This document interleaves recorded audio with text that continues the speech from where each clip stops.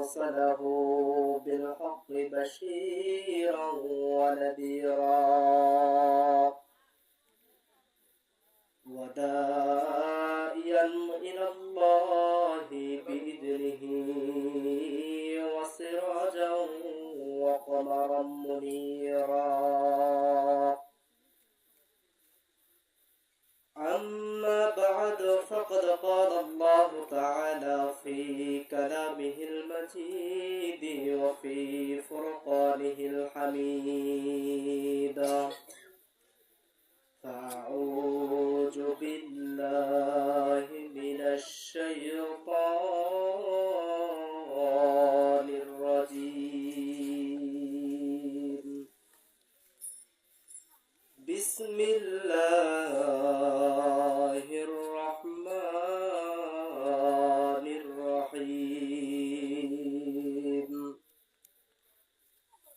ألا إن أولياء الله لا خوف عليهم ولا هم يحزنون الذين آمنوا وكانوا يتقون. وقال رسول الله صلى الله عليه وسلم: المرء مع من أحبه، أو كما قال عليه الصلاة والسلام. সকলেই দরুদে ইব্রাহিম পড়ে আল্লাহুম্মা সাল্লি আলা মুহাম্মাদ ওয়া আলা আলি মুহাম্মাদ কামা সাল্লাইতা আলা ইব্রাহিম ওয়া আলা আলি ইব্রাহিম ইন্নাকা হামিদুম মাজিদ. আল্লাহুম্মা বারিক আলা মুহাম্মাদ ওয়া আলা আলি মুহাম্মাদ كما باركت على إبراهيم وعلى آل إبراهيم إنك حميد مجيد. কইরে খালিদ কইরে ওমর, এসেছে নতুন বদর, কোথা সেই দিগ্বিজয়ী নবীন মুজাহিদ। এখনো কি গাইতে হবে ঘুম ভাঙানি গীত, এখনো কি গাইতে হবে ঘুম ভাঙানি গীত। সবাই একটু মহব্বতে জিকির করে লা ইলাহা ইল্লাল্লাহ, লা ইলাহা ইল্লাল্লাহ, লা ইলাহা ইল্লাল্লাহ, জোরে লা ইলাহা ইল্লাল্লাহ, লা ইলাহা ইল্লাল্লাহ, লা ইলাহা ইল্লাল্লাহ, লা ইলাহা ইল্লাল্লাহ, লা ইলাহা ইল্লাল্লাহ। মাবুদ বহুদূর মদিনা, আমি কেমনে যাব জানি না। মাবুদ বহুদূর মদিনা, আমি কেমনে যাব জানি না।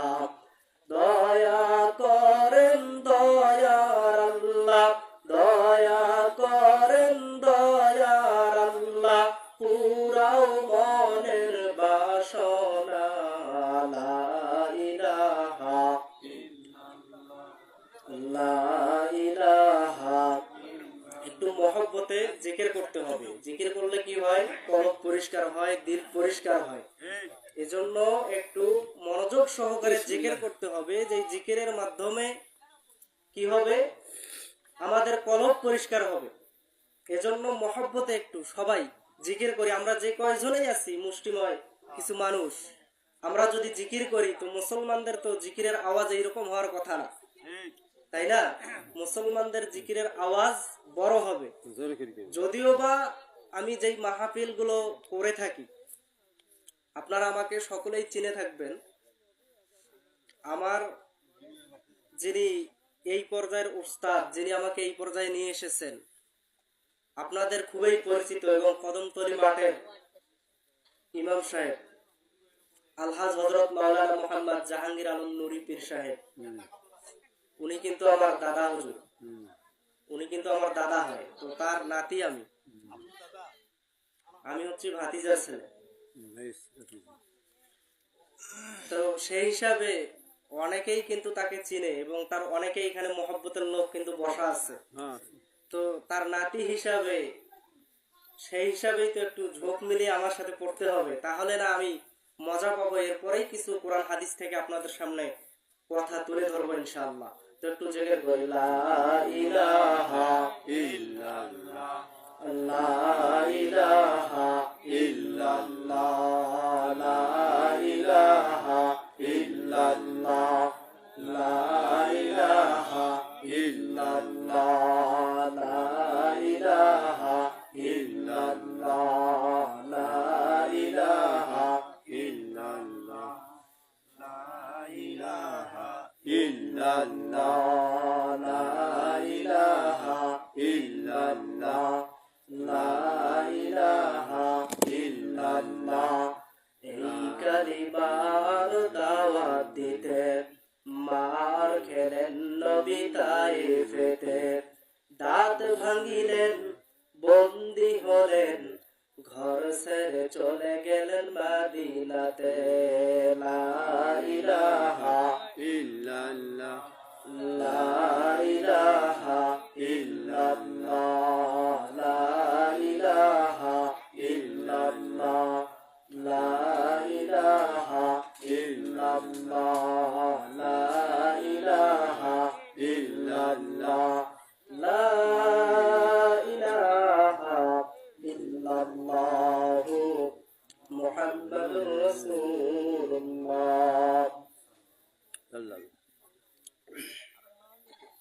সমস্ত প্রশংসা ওই মহান মালিকের, যে আল্লাহ পাক রব্বুল আলামিন আপনাকে আমাকে কবুল করেছেন বিধায় আমি আজকে এই জান্নাতের বাগানে বসতে পেরেছি, আসতে পেরেছি সুস্থতার সহিত। এজন্য আমরা শুকরিয়া তাআলা আদায় করি, বলি আলহামদুলিল্লাহ। এখন আমি যেই মুহূর্তে এই জান্নাতের বাগানে বসা আছি, পর্দার অন্তরালে মা এবং বোনেরা বসে আছে। হয়তোবা মাইকের আওয়াজটা যতদূর পর্যন্ত যাচ্ছে, অনেক মা বোন ঘরের মধ্যে জাগনা আছে, ওয়াজ শুনতেছে যে হুজুর কি বলে। তো আমি যেই মুহূর্তে এইখানে বসা, এই মুহূর্তে আপনার আমার থেকে দামি মানুষ কিন্তু পৃথিবীর জমিন ছেড়ে চলে গেল। আমি যেই মুহূর্তে এই জায়গার মধ্যে বসা আছি, এই মুহূর্তে হসপিটালের মধ্যে এমনও ব্যক্তি আছে যার এইমাত্র অপারেশন করা হলো এবং অপারেশনের কেবিন থেকে তাকে বাহির করে অন্য একটা কেবিনের মধ্যে তাকে শিফট করা হলো। এবং যেই ব্যক্তিকে এই মুহূর্তে শিফট করা হয়েছে এবং অপর পজিশনে, অপর বেডে অন্য একজন ব্যক্তি শুয়ে আছে, কিন্তু তার বেডের মধ্যে ফল মান্ডার কোনো অভাব নাই, মানে সব ধরনের ফল আছে। তাকে রস করে তার গলার মধ্যে দিচ্ছে, কিন্তু সে গিলতে পারতেছে না, আবার বাহির করে দিতেছে। কিন্তু অপর পজিশনে যেই ব্যক্তিটাকে এইমাত্র বাহির করা হলো, ওই ব্যক্তিটার এই পর্যন্ত যে সময়টুকু ব্যয় হয়েছে, এই সময় পর্যন্ত তার রিজিক আছে, কিন্তু তার ভাগ্যে 2 টাকা থেকে 5 টাকা দামের একটা রুটিও জোটে নাই। প্রেজেন্ট হলো, রেজাল্ট হলো যে অমুক ব্যক্তির বেডের মধ্যে ফল ভান্ডার আছে, ফল আছে, মিষ্টি আছে, কিন্তু তার রিজিক নাই, সে খাইতে পারতেছে না। কিন্তু অপর পজিশনে যেই ব্যক্তি শুয়ে আছে, তার রিজিক আছে, কিন্তু তার ভাগ্যে খাবার নাই। কিন্তু সেই সমস্ত মহামারী থেকে আল্লাহ পাক রব্বুল আলামিন আপনাকে আমাকে হেফাজত করে এই জান্নাতের বাগানে বসার সুযোগ করে দিলেন। এজন্য আমরা আরেকবার শুকরিয়া তার আদায় করি, বলি আলহামদুলিল্লাহ। যিনাকে সৃষ্টি না করলে এই পৃথিবী কুল কায়নাত কোনো কিছুই সৃষ্টি করা হতো না। আপনার আমার নবী, প্রিয় নবী, নবী মুহাম্মদুর রাসূলুল্লাহ সাল্লাল্লাহু আলাইহি ওয়াসাল্লাম, তেনার শানে আমরা সংক্ষিপ্ত আকারে দরুদ ও সালাম পেশ করি। সকলেই জবান খুলে একে আওয়াজে আমরা সবাই বলবো সাল্লাল্লাহু আলাইহি ওয়াসাল্লাম। আপনারা যেই আওয়াজটা দিলেন এটা মুসলমানের আওয়াজ মনে হলো না, কারণ মুসলমানের আওয়াজ তো এরকম হওয়ার কথা না। মুসলমানের আওয়াজ হবে সিংহের মতো, মুসলমানের পাওয়ার হবে বাঘের মতো। আর বিশ্বনবীর নাম শোনা মাত্রই তার উপর দরুদ ও সালাম আমাদেরকে পেশ করতে হবে। রাসূল আকরাম সাল্লাল্লাহু আলাইহি ওয়াসাল্লাম বলেন যে আমার নাম আমার উম্মত শুনলো কিন্তু আমার উপর দরুদ ও সালাম পেশ করলো না, আমি রাসূল কাল কঠিন কিয়ামতের ময়দানে ওই উম্মতটাকে উম্মত বলে স্বীকৃতি দান করব না। তো বিশ্বনবীর নাম শোনা মাত্রই আমাদের আওয়াজটা একটু বেশি হওয়ার কথা। তো এজন্য আমরা আরেকবার রাসূল আকরাম সাল্লাল্লাহু আলাইহি ওয়াসাল্লামের উপর দরুদ ও সালাম পেশ করি। সকলেই বলি সাল্লাল্লাহু আলাইহি ওয়াসাল্লাম। তো আমি আজকে এই জায়গায় কথা বলতেছি, আমি আপনাদের মাঝে পবিত্র কালামে পাক থেকে একটি আয়াত তেলাওয়াত করেছি, দুইটি আয়াত তেলাওয়াত করেছি সূরা ইউনূসের 62 এবং 63 নম্বর আয়াত, এবং মিশকাত শরীফ মুসলিম শরীফ থেকে একটি হাদিস তেলাওয়াত করেছি। তো ইনশাআল্লাহ আপনারা যারা আমার এর আগে আমার ওয়াজ শুনেছেন বা ইউটিউবে সার্চ দিয়ে শুনেছেন, আমি কিন্তু ভাই অতিরিক্ত কথা বলা এটা পছন্দ করি না।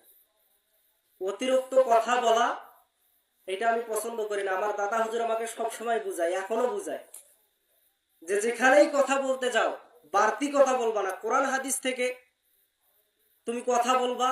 সেখানে ইতিহাস বিষয় 1000 আয়াত আছে, ইতিহাস বিষয়ে কথা বলবা, কোরআন সম্পর্কে কথা বলবা, রাসূল সম্পর্কে কথা বলবা। এতেই দেখবা যে তোমার সময় আটবে না, তোমাকে বাড়তি কথা বলতে হবে না। তো দাদা হুজুরের দোয়া ইনশাআল্লাহ এই পর্যন্ত, এখন পর্যন্ত আজকে যে প্রোগ্রামে এসেছি এই মাহফিল পর্যন্ত প্রায় ৭৭+ মাহফিল হয়ে গেছে, ৭৭+ মাহফিল হয়ে গেছে এই বয়সে। তো একটা মাহফিলেও কিন্তু অতিরিক্ত আমি কথা বলি না, আর এটা আমার পছন্দ না। তো আপনাদের মাঝে আমি কালামে পাকের কিছু কথা তুলে ধরব, যদি আল্লাহ তাআলা আমাকে সেই সুযোগ করে দেয়। আপনারা সবাই আমার জন্য দোয়া করবেন। আপনারা এখানে যারা বসে আছেন অনেকেই আমার বাবার বয়সী, অনেকেই আমার দাদার বয়সী, এবং পর্দার অন্তরালে আমার যে মা এবং বোনেরা অবস্থান করতেছে তারা অনেকেই আমার মায়ের বয়সী, অনেকেই আমার বোনের বয়সী। বিভিন্ন শ্রেণীর মা বোন সেখানে উপস্থিত আছেন। তো আমি যে ভাষায় কথা বলতেছি এই ভাষা বুঝতে কি আপনাদের কোনো সমস্যা হচ্ছে ভাই? যদি সমস্যা হয় বলবেন। আমি প্রথমে তাফসীর শুরু করব।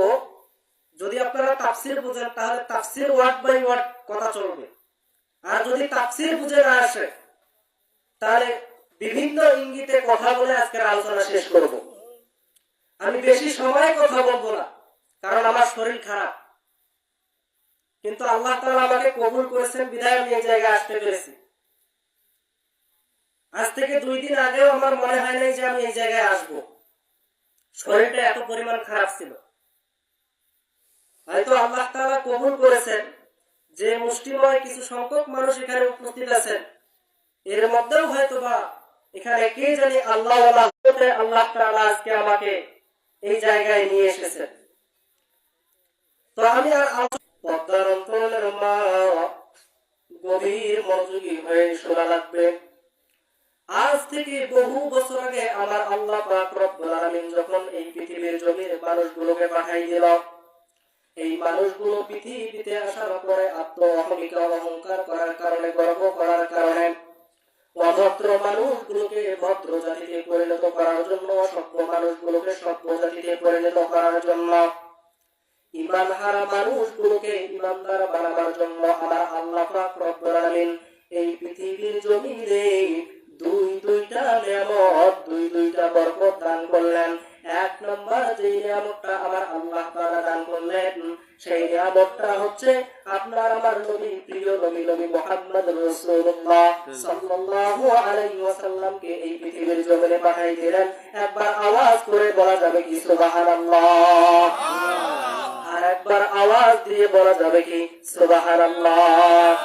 এর বন্ধু শুধু তাই নয়, আল্লাহ পাক রব্বুল আলামিন আল্লাহ রাসূল সাল্লাল্লাহু আলাইহি ওয়াসাল্লামকে শুধু পৃথিবীতে পাঠিয়ে দিলেন তাই নয়, এই বান্দা বান্দীকে হিদায়াত দান করার জন্য আমার আল্লাহ পাক রব্বুল আলামিন বিশ্ব নবীর উপরে নূর নামক 30 পারা কোরআন নাযিল করলেন। চিৎকার মেরে বলুন সুবহানাল্লাহ। আল্লাহ পাক রব্বুল আলামিন জানিয়ে দিলেন নবীজি শুধু তাই নয়, আপনার উম্মতদেরকে জানিয়ে দেন এই উম্মত গুলো যদি আমার কোরআনের ডাকে সাড়া দেয়, আমার আহ্বানে সাড়া দেয়, আমার কোরআনের সঙ্গে যদি কেউ বেয়াদবি না করে, নবীজি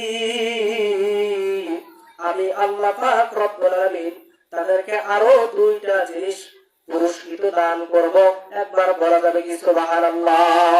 আল্লাহ পাক রব্বুল আলামিন জানিয়ে দিয়েছেন সূরাতুল বাকারা 221 নম্বর আয়াতের শেষ অংশে আমার আল্লাহ তাআলা জানিয়ে দিতেছেন ওয়াল্লাহু ইয়াদউ ইলাল জান্নাতি ওয়াল মাগফিরাতি বিইজনিহি ওয়া ইউবাইয়িনু আয়াতিহি লিন-নাসি লাআল্লাকুম ইয়াতাযাক্কারুন।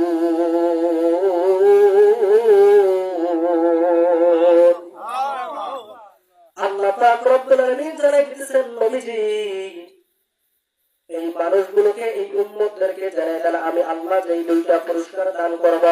1 নাম্বার আমি আল্লাহ পাক রব্বুল আলামিন আমি রব্বে মাকাম তাদেরকে যেই পুরস্কারটা দিব সেই পুরস্কারটা হচ্ছে আমি আল্লাহ তাআলা তাদের জীবনের গুনাহ খাতাগুলোকে maaf করে দিব। আর 2 নাম্বার যেই পুরস্কারটা আমি আল্লাহ পাক রব্বুল আলামিন নিজ হাতে দান করব সেই পুরস্কারটা হচ্ছে আমি আল্লাহ পাক রব্বুল আলামিন তাদেরকে বিনা হিসাবে জান্নাত দান করে দিব। সুবহানাল্লাহ। তাহলে বিনা হিসাবে জান্নাত দিবে কার বদৌলতে? এই রাসূলের উম্মত হওয়ার দরুন আপনাকে আমাকে আল্লাহ পাক রব্বুল আলামিন জান্নাত দান করবে। এটা কি ওয়াদা করেছেন? আল্লাহ পাক রব্বুল আলামিন নিজেই ওয়াদা করেছেন। কি জন্য দান করবে?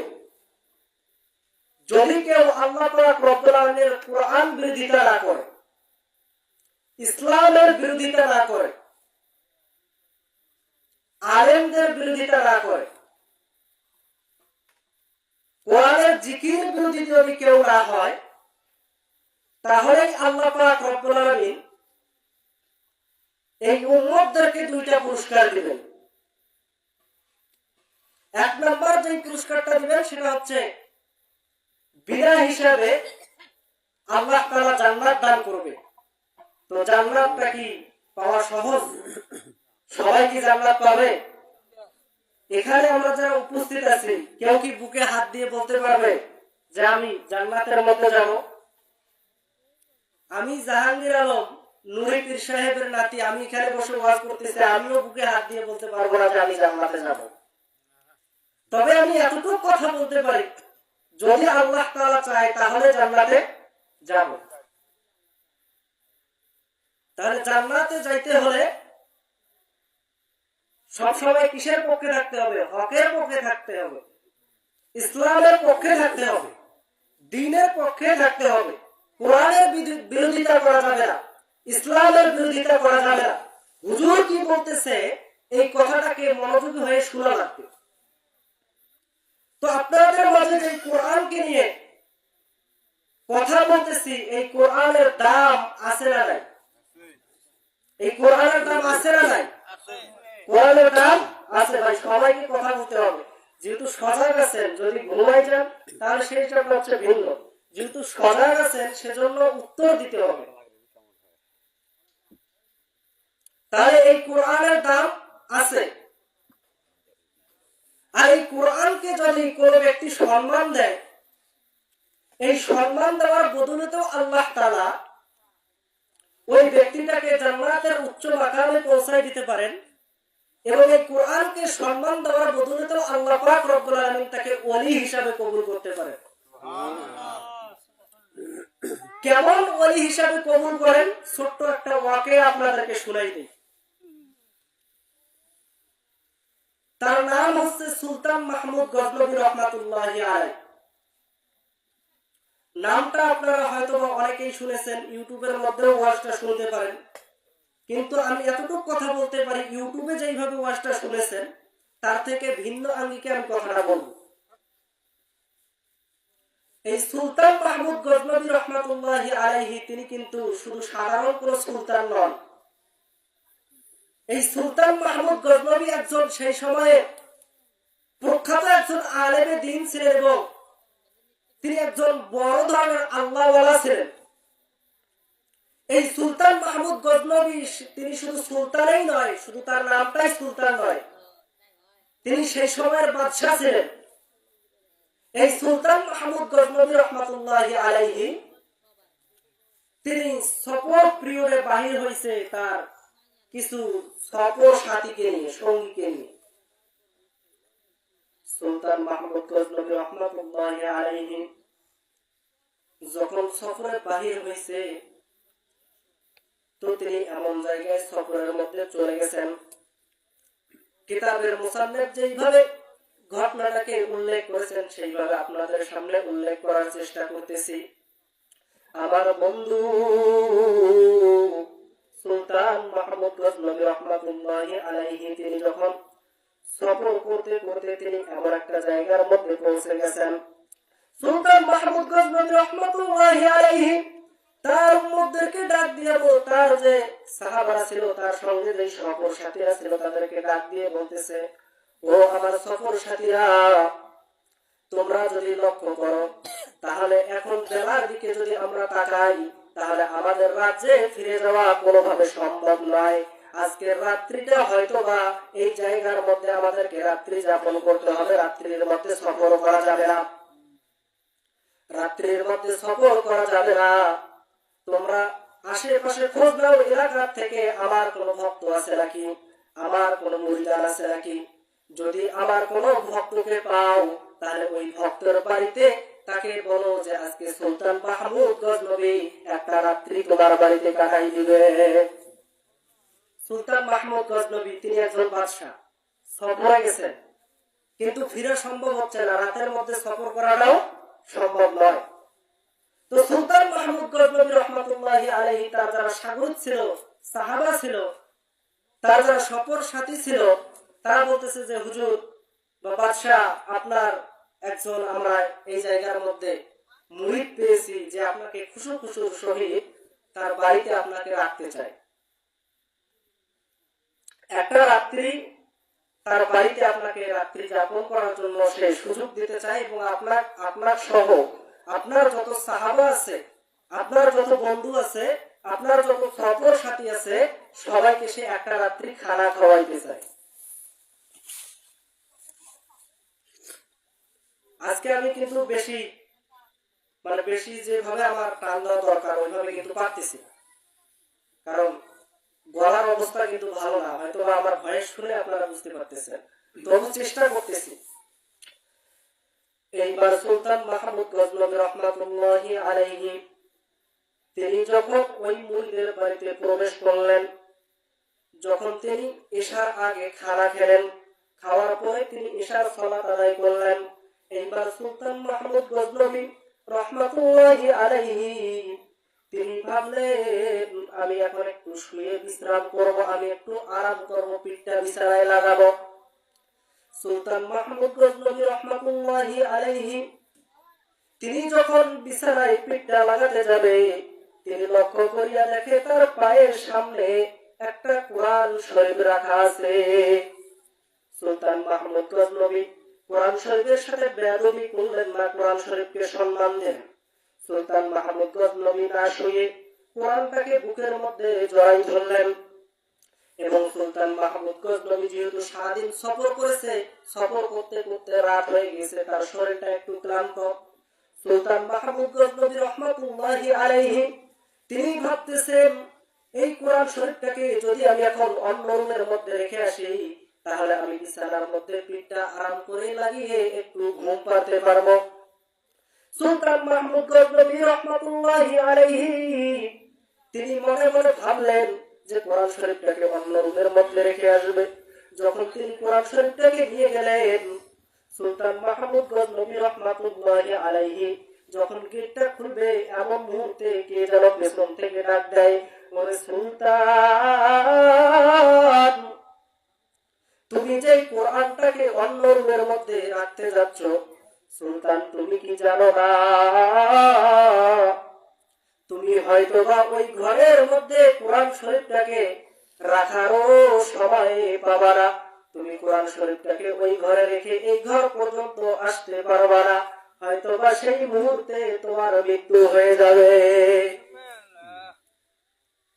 সুলতান মাহমুদ গজনবী তার মনে একটু ধাক্কা খেয়ে গেছে যে কথা তো বাস্তব, আমি যদি এই মুহূর্তে যদি আমি কোরআনটাকে রাখতে যাই, তো হায়াতের মালিক হচ্ছে আল্লাহ, যদি আমার হায়াত শেষ হয়ে যায় তাহলে আমি তো আর আরামের ঘুম ঘুমাইতে পারবো না, এটা তো আমার পক্ষে আর সম্ভব নয়।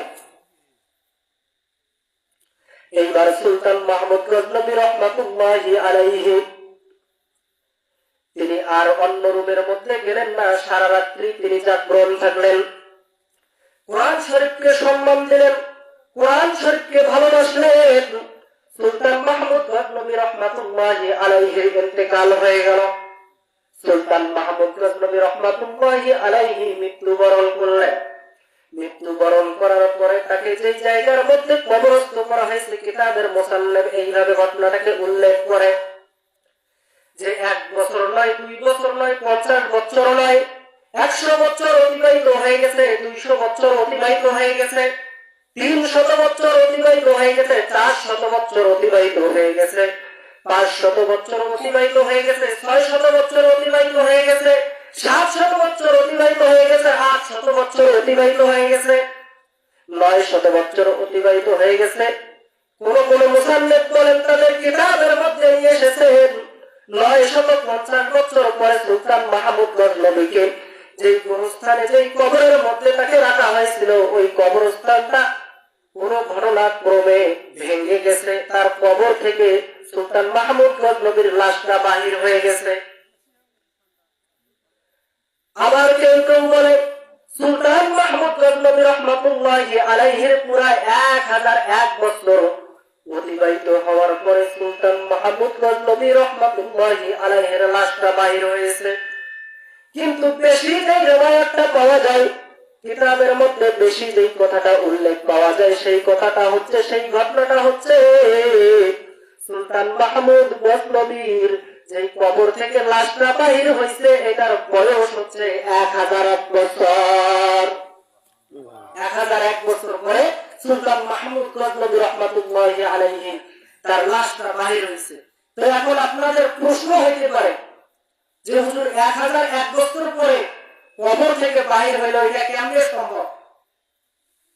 1001 বছর পর এতদিন পর্যন্ত একটা লাশ থাকে, এটা কি সম্ভব? এটা কিভাবে আপনি হিসাব করলেন যে 1001 বছর অতিবাহিত হয়েছে?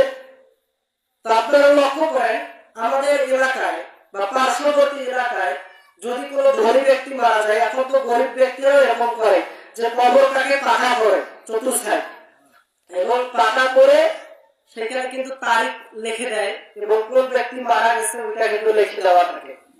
তো সুলতান মাহমুদ গজনবী তিনি যেহেতু একজন বাদশাহ ছিলেন, কি ছিলেন? বাদশাহ ছিলেন, তো তার তো টাকা পয়সার অভাব নেই, অভাব আছে?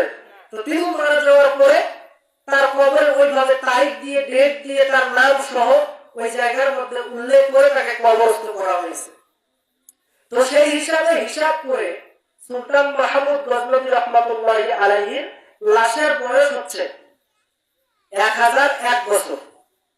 সুলতান মাহমুদ গজনবী রহমাতুল্লাহি আলাইহির লাশটা বাহির হয়েছে, কিন্তু বাজান আশ্চর্য বিষয় হচ্ছে যেই কবর থেকে লাশটা বাহির হয়েছে, যেই রকম কাপড়ে কাপড় মুড়িয়ে তাকে দাফন করা হয়েছে, কিন্তু কবর থেকে বাহির হওয়ার পরে এলাকার মানুষেরা, মহল্লার মানুষেরা লক্ষ্য করে দেখে যে সুলতান মাহমুদ গজনবীকে মনে হয় এই মুহূর্তে কবরস্থ করা হয়েছে।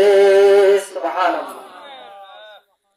সুলতান মাহমুদ গজনবী রহমাতুল্লাহি আলাইহি এই ঘটনাটা যখন চতুর্দিকের এলাকায় ছড়িয়ে পড়ল, এইবার সুলতান মাহমুদ গজনবী রহমাতুল্লাহি আলাইহির ঘটনা যখন চতুর্দিকে ছড়িয়ে পড়ল, চতুর্দিক থেকে মানুষ জমায়েত হতে লাগলো, জমা হতে লাগলো সুলতান মাহমুদ গজনবী রহমাতুল্লাহি আলাইহির লাশটাকে দেখার জন্য।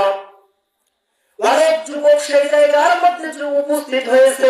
যুবকরা মনে মনে ভাবলেন, আমরা যদি সুলতান মাহমুদ গজনবীর একবার লাশ না দেখতে পারি, কেউ কেউ মনে মনে নিয়ত করলেন আর জীবনে কোনোদিন নামাজ ছেড়ে দেব না।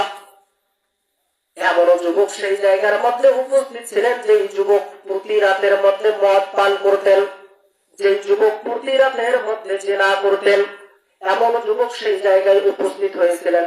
যুবকেরা ডাক দিয়ে বলে, আমরা যদি সুলতান মাহমুদ গজনবীর লাশটা দেখি আর যদি দেখি লাশটা অক্ষত আছে, কোনো ক্ষতি হয় নাই, তাহলে আমি আজকেই তওবা করব, আর কোনদিন আমি মদ পান করব না, আর কোনদিন আমি জিনা করব না।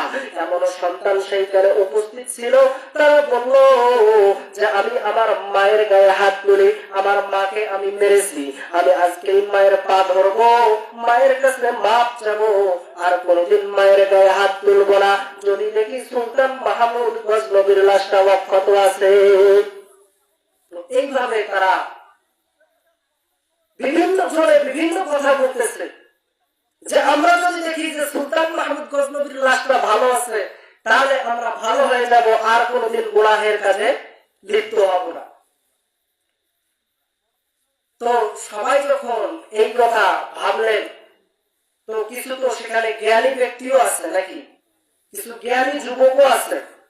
তো তারা বলল যে না, এই মুহূর্তে সুলতান মাহমুদ গজনবীর লাশ কোনোভাবে আমাদের হাত দিয়ে খোলা যাবে না, অর্থাৎ আমাদের মহল্লায় যে হুজুর আছে, হুজুরকে নিয়ে আসা হোক, হুজুর যেই ফতোয়া দিবে সেই ফতোয়া অনুযায়ী আমরা তার লাশটাকে দেখব। তো যুবকেরা মহল্লার হুজুরকে নিয়ে আসলেন। তো হুজুর দেখার পরে বললেন, বাবা, এই ফতোয়া আমি দিতে পারবো না, এটা আমার কাজ না, ফতোয়া দেওয়ার কাজ হচ্ছে মুফতি সাহেবের। মুফতি সাহেব যদি ফতোয়া দেয় যে এই লাশটাকে দেখা যাবে, তাহলে এই লাশটাকে তোমরা দেখতে পারবা, তার আগে তোমরা লাশটাকে দেখতে পারবা না। তো আজকে আমরা যে সমাজে মানুষ বসবাস করি, তো আমরা মনে করি যে হুজুরদের কোনো দাম নাই আমাদের কাছে। হুজুরদের দাম আমাদের কাছে কখন? যখন বিয়া পড়াতে লাগবে তখন হুজুরদেরকে আমাদের প্রয়োজন, যখন জানাজার নামাজ পড়ানো লাগবে তখন হুজুরদের প্রয়োজন আছে, যখন দোয়া করা লাগবে তখন হুজুরকে নিয়ে আসবো, যখন একটা ব্যক্তি মারা যাবে জানাজার নামাজ পড়াবে তখন হুজুরকে আমাদের প্রয়োজন। কিন্তু এমনি সময় আমাদের হুজুরদেরকে কোনো প্রয়োজন নাই, এটা আমরা আজকে মনে করি। কিন্তু আপনি যেদিকেই লক্ষ্য করেন, ইসলামের যেদিকেই যাবেন, আপনি হুজুরদের থেকে পরামর্শ নেন। আপনি যদি রাজনীতির মধ্যে প্রবেশ করতে চান, আমি রাজনীতির কথা বলবো না, যদি আপনি রাজনীতিতে প্রবেশ করতে চান, হুজুরদের কাছ থেকে পরামর্শ নেন। কারণ কোরআনে তো সব বিষয়ে আল্লাহ পাক রব্বুল আলামিন বলেছেন। বলছে কি বলেন নাই ভাই? বলছেন। এজন্য আমাদের পণ্ডিতি করা যাবে না। এইবার মহল্লার কিছু যুবক মিলে সবাই মিলে চলে গেছে ফতোয়া নেওয়ার জন্য, ফতোয়া নিতে যাবে। এলাকার ইমাম সাহেব লিখিত দরখাস্ত করে দিলেন, তোমরা যাও এই জামানার বিখ্যাত মুফতি সাহেবের কাছে, আমি লিখে দিলাম, তিনি ফতোয়া দিয়ে দিবে। এলাকার যুবকেরা ফতোয়ার কাগজ নিয়ে যখন হুজুরের কাছে গেছে, এইবার হুজুর ফতোয়া দিয়ে দিলেন, যাও তোমরা লাশটাকে দেখতে পারবা, তবে শর্ত হচ্ছে যদি তোমরা নেক সুরতে লাশটাকে দেখো, যদি তোমরা ভালো হও তাহলে তোমরা লাশটাকে দেখতে পারবা, তাছাড়া তোমরা লাশটাকে কেউ দেখতে পারবা না। যদি তোমরা ইসলামের পক্ষে আসো, দ্বীনের পক্ষে আসো, তাহলেই তোমরা লাশটাকে দেখতে পারবা, তাছাড়া তোমরা লাশটাকে দেখতে পারবা না। সেই জামানার বিখ্যাত আলেম যার নাম হচ্ছে মুফতি রশিদ আহমদ গাঙ্গুহি রহমাতুল্লাহি আলাইহি, তিনি যখন এই ঘটনা শুনলেন, তিনি ফতোয়া দেওয়ার পরে তিনি চিন্তা করলেন, রশিদ আহমদ গাঙ্গুহি তিনি বললেন, এই যুবকেরা তোমরা দাঁড়াও, কোন জায়গায় এই লাশটা বাহির হয়েছে, আমি মুফতি সাহেব আমি আগে ওই লাশটাকে দেখবো। সুবহানাল্লাহ। ওই লাশটাকে কে দেখবে? মুফতি সাহেব আগেই দেখবে। তাহলে এটা কি ছোটখাটো কোনো কথা? ছোটখাটো কোনো ব্যাপার নয় যে লাশটাকে মুফতি রশিদ আহমদ গাঙ্গুহি দেখতে চেয়েছেন।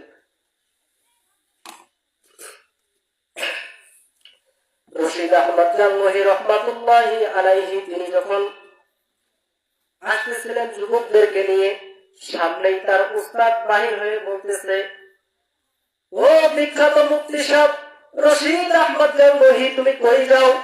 রশিদ আহমদ গাঙ্গুহি বলতেছে, হুজুর আপনি কি জানেন না অমুক এলাকার মধ্যে একটা লাশ বাহির হয়েছে, যে লাশের কাপড়টা এখন পর্যন্ত নতুন আছে।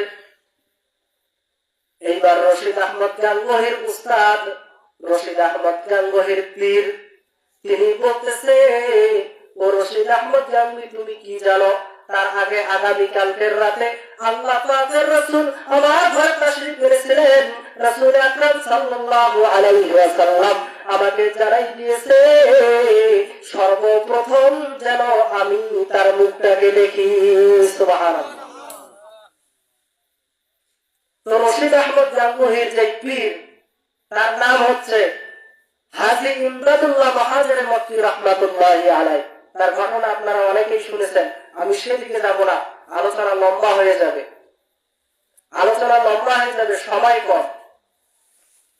আমার বন্ধু, আমার বাবাজি, এইবার সুলতান মাহমুদ গজনবীর লাশটাকে দেখার জন্য যখন আলেমরা উপস্থিত হয়ে গেছে, রশিদ আহমদ গাঙ্গুহি উপস্থিত হয়েছেন, হাজী ইমদাদুল্লাহ মহাজের মক্কি রহমাতুল্লাহি আলাইহি তিনিও উপস্থিত হয়েছেন। যখন লাশের কাছে গেছেন, যুবকেরা ডাক দিয়ে বলতেছে, হুজুর আপনি যদি একটু লাশটাকে দেখার যদি ব্যবস্থা করে দেন, হুজুর আমি আজকে তওবা করব, আর কোনদিন আমি মদ্যপান করব না। আর এক যুবক বলল, হুজুর আমিও লাশটা দেখতে চাই, আমি যদি লাশটাকে দেখি যে লাশটা অক্ষত আছে, আমি কোনদিন আমার মায়ের সঙ্গে বেয়াদবি করব না, আমি কোনদিন আমার বাবার সঙ্গে বেয়াদবি করব না।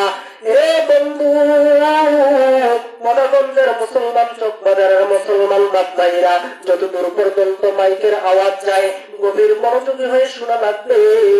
ভাইজান যখন রশিদ আহমদ গাঙ্গুহির উস্তাদ অর্থাৎ হাজী ইমদাদুল্লাহ মহাজের মক্কি রহমাতুল্লাহি আলাইহি তিনি বললেন, তুমি তোমার মাকে কষ্ট দাও, তোমার মা যতক্ষণ পর্যন্ত তোমাকে মাফ করবে না, আমি হাজী ইমদাদুল্লাহ মহাজের মক্কি ততক্ষণ পর্যন্ত তোমাকে সুলতান মাহমুদ গজনবীর লাশটা দেখাবো না। ততক্ষণ পর্যন্ত সুলতান মাহমুদ গজনবীর লাশটা আমি তোমাকে দেখাবো না। তোমার মায়ের কাছ থেকে আগে যাও, মাপ নাও, এরপরেই আমি দেখাবো। এইবার সুলতান মাহমুদ গজনবী রহমাতুল্লাহি আলাইহি তার লাশটাকে রাখা হলো এবং হাজী ইমদাদুল্লাহ মহাজের মক্কি রহমাতুল্লাহি আলাইহি তিনি সকলকে বলে দিলেন, আজকে কারো লাশ দেখা হবে না, আমি নিজেও এই লাশটাকে দেখবো না। আমি যেহেতু প্রতি রাতে আল্লাহর রাসূলকে স্বপ্নে দেখি, আজকে আমি আগে সুলতান মাহমুদ গজনবীর সঙ্গে কথা বলবো, এমন কোন আমল তিনি করেন যে আমলটা করার বদৌলতে আমার আল্লাহ পাক রব্বুল আলামিন কবরের জগতে তার লাশটা আজ পর্যন্ত অক্ষত রেখেছেন। সুবহানাল্লাহ। তাহলে সেই আমলটা আমরা এখানে যারা মুষ্টিময় মানুষ উপস্থিত আছি, এই আমলটা নিয়ে যাবো তো ইনশাআল্লাহ? আমলটা নিয়ে যাবো কি যাবো না? আমলটা নিয়ে যাবো তো। তো একটা যেহেতু সবাই একটু ঘুমের ভাব আসছে, তো আমরা একটা তাকবীর দেব, স্লোগান হবে, আমি বলবো, আমার সাথে আপনারা বলবেন, এরপরে আর বেশি সময় না, আর জোর যদি 10 থেকে 20 মিনিট সময় লাগে, আপনারা দিতে রাজি আছেন তো ভাই? আমার আশা ছিল যে অনেকক্ষণ যেমন আলোচনাকে লম্বা করবো, কিন্তু আলোচনা লম্বা করবো না, কন্ডিশন ভালো না।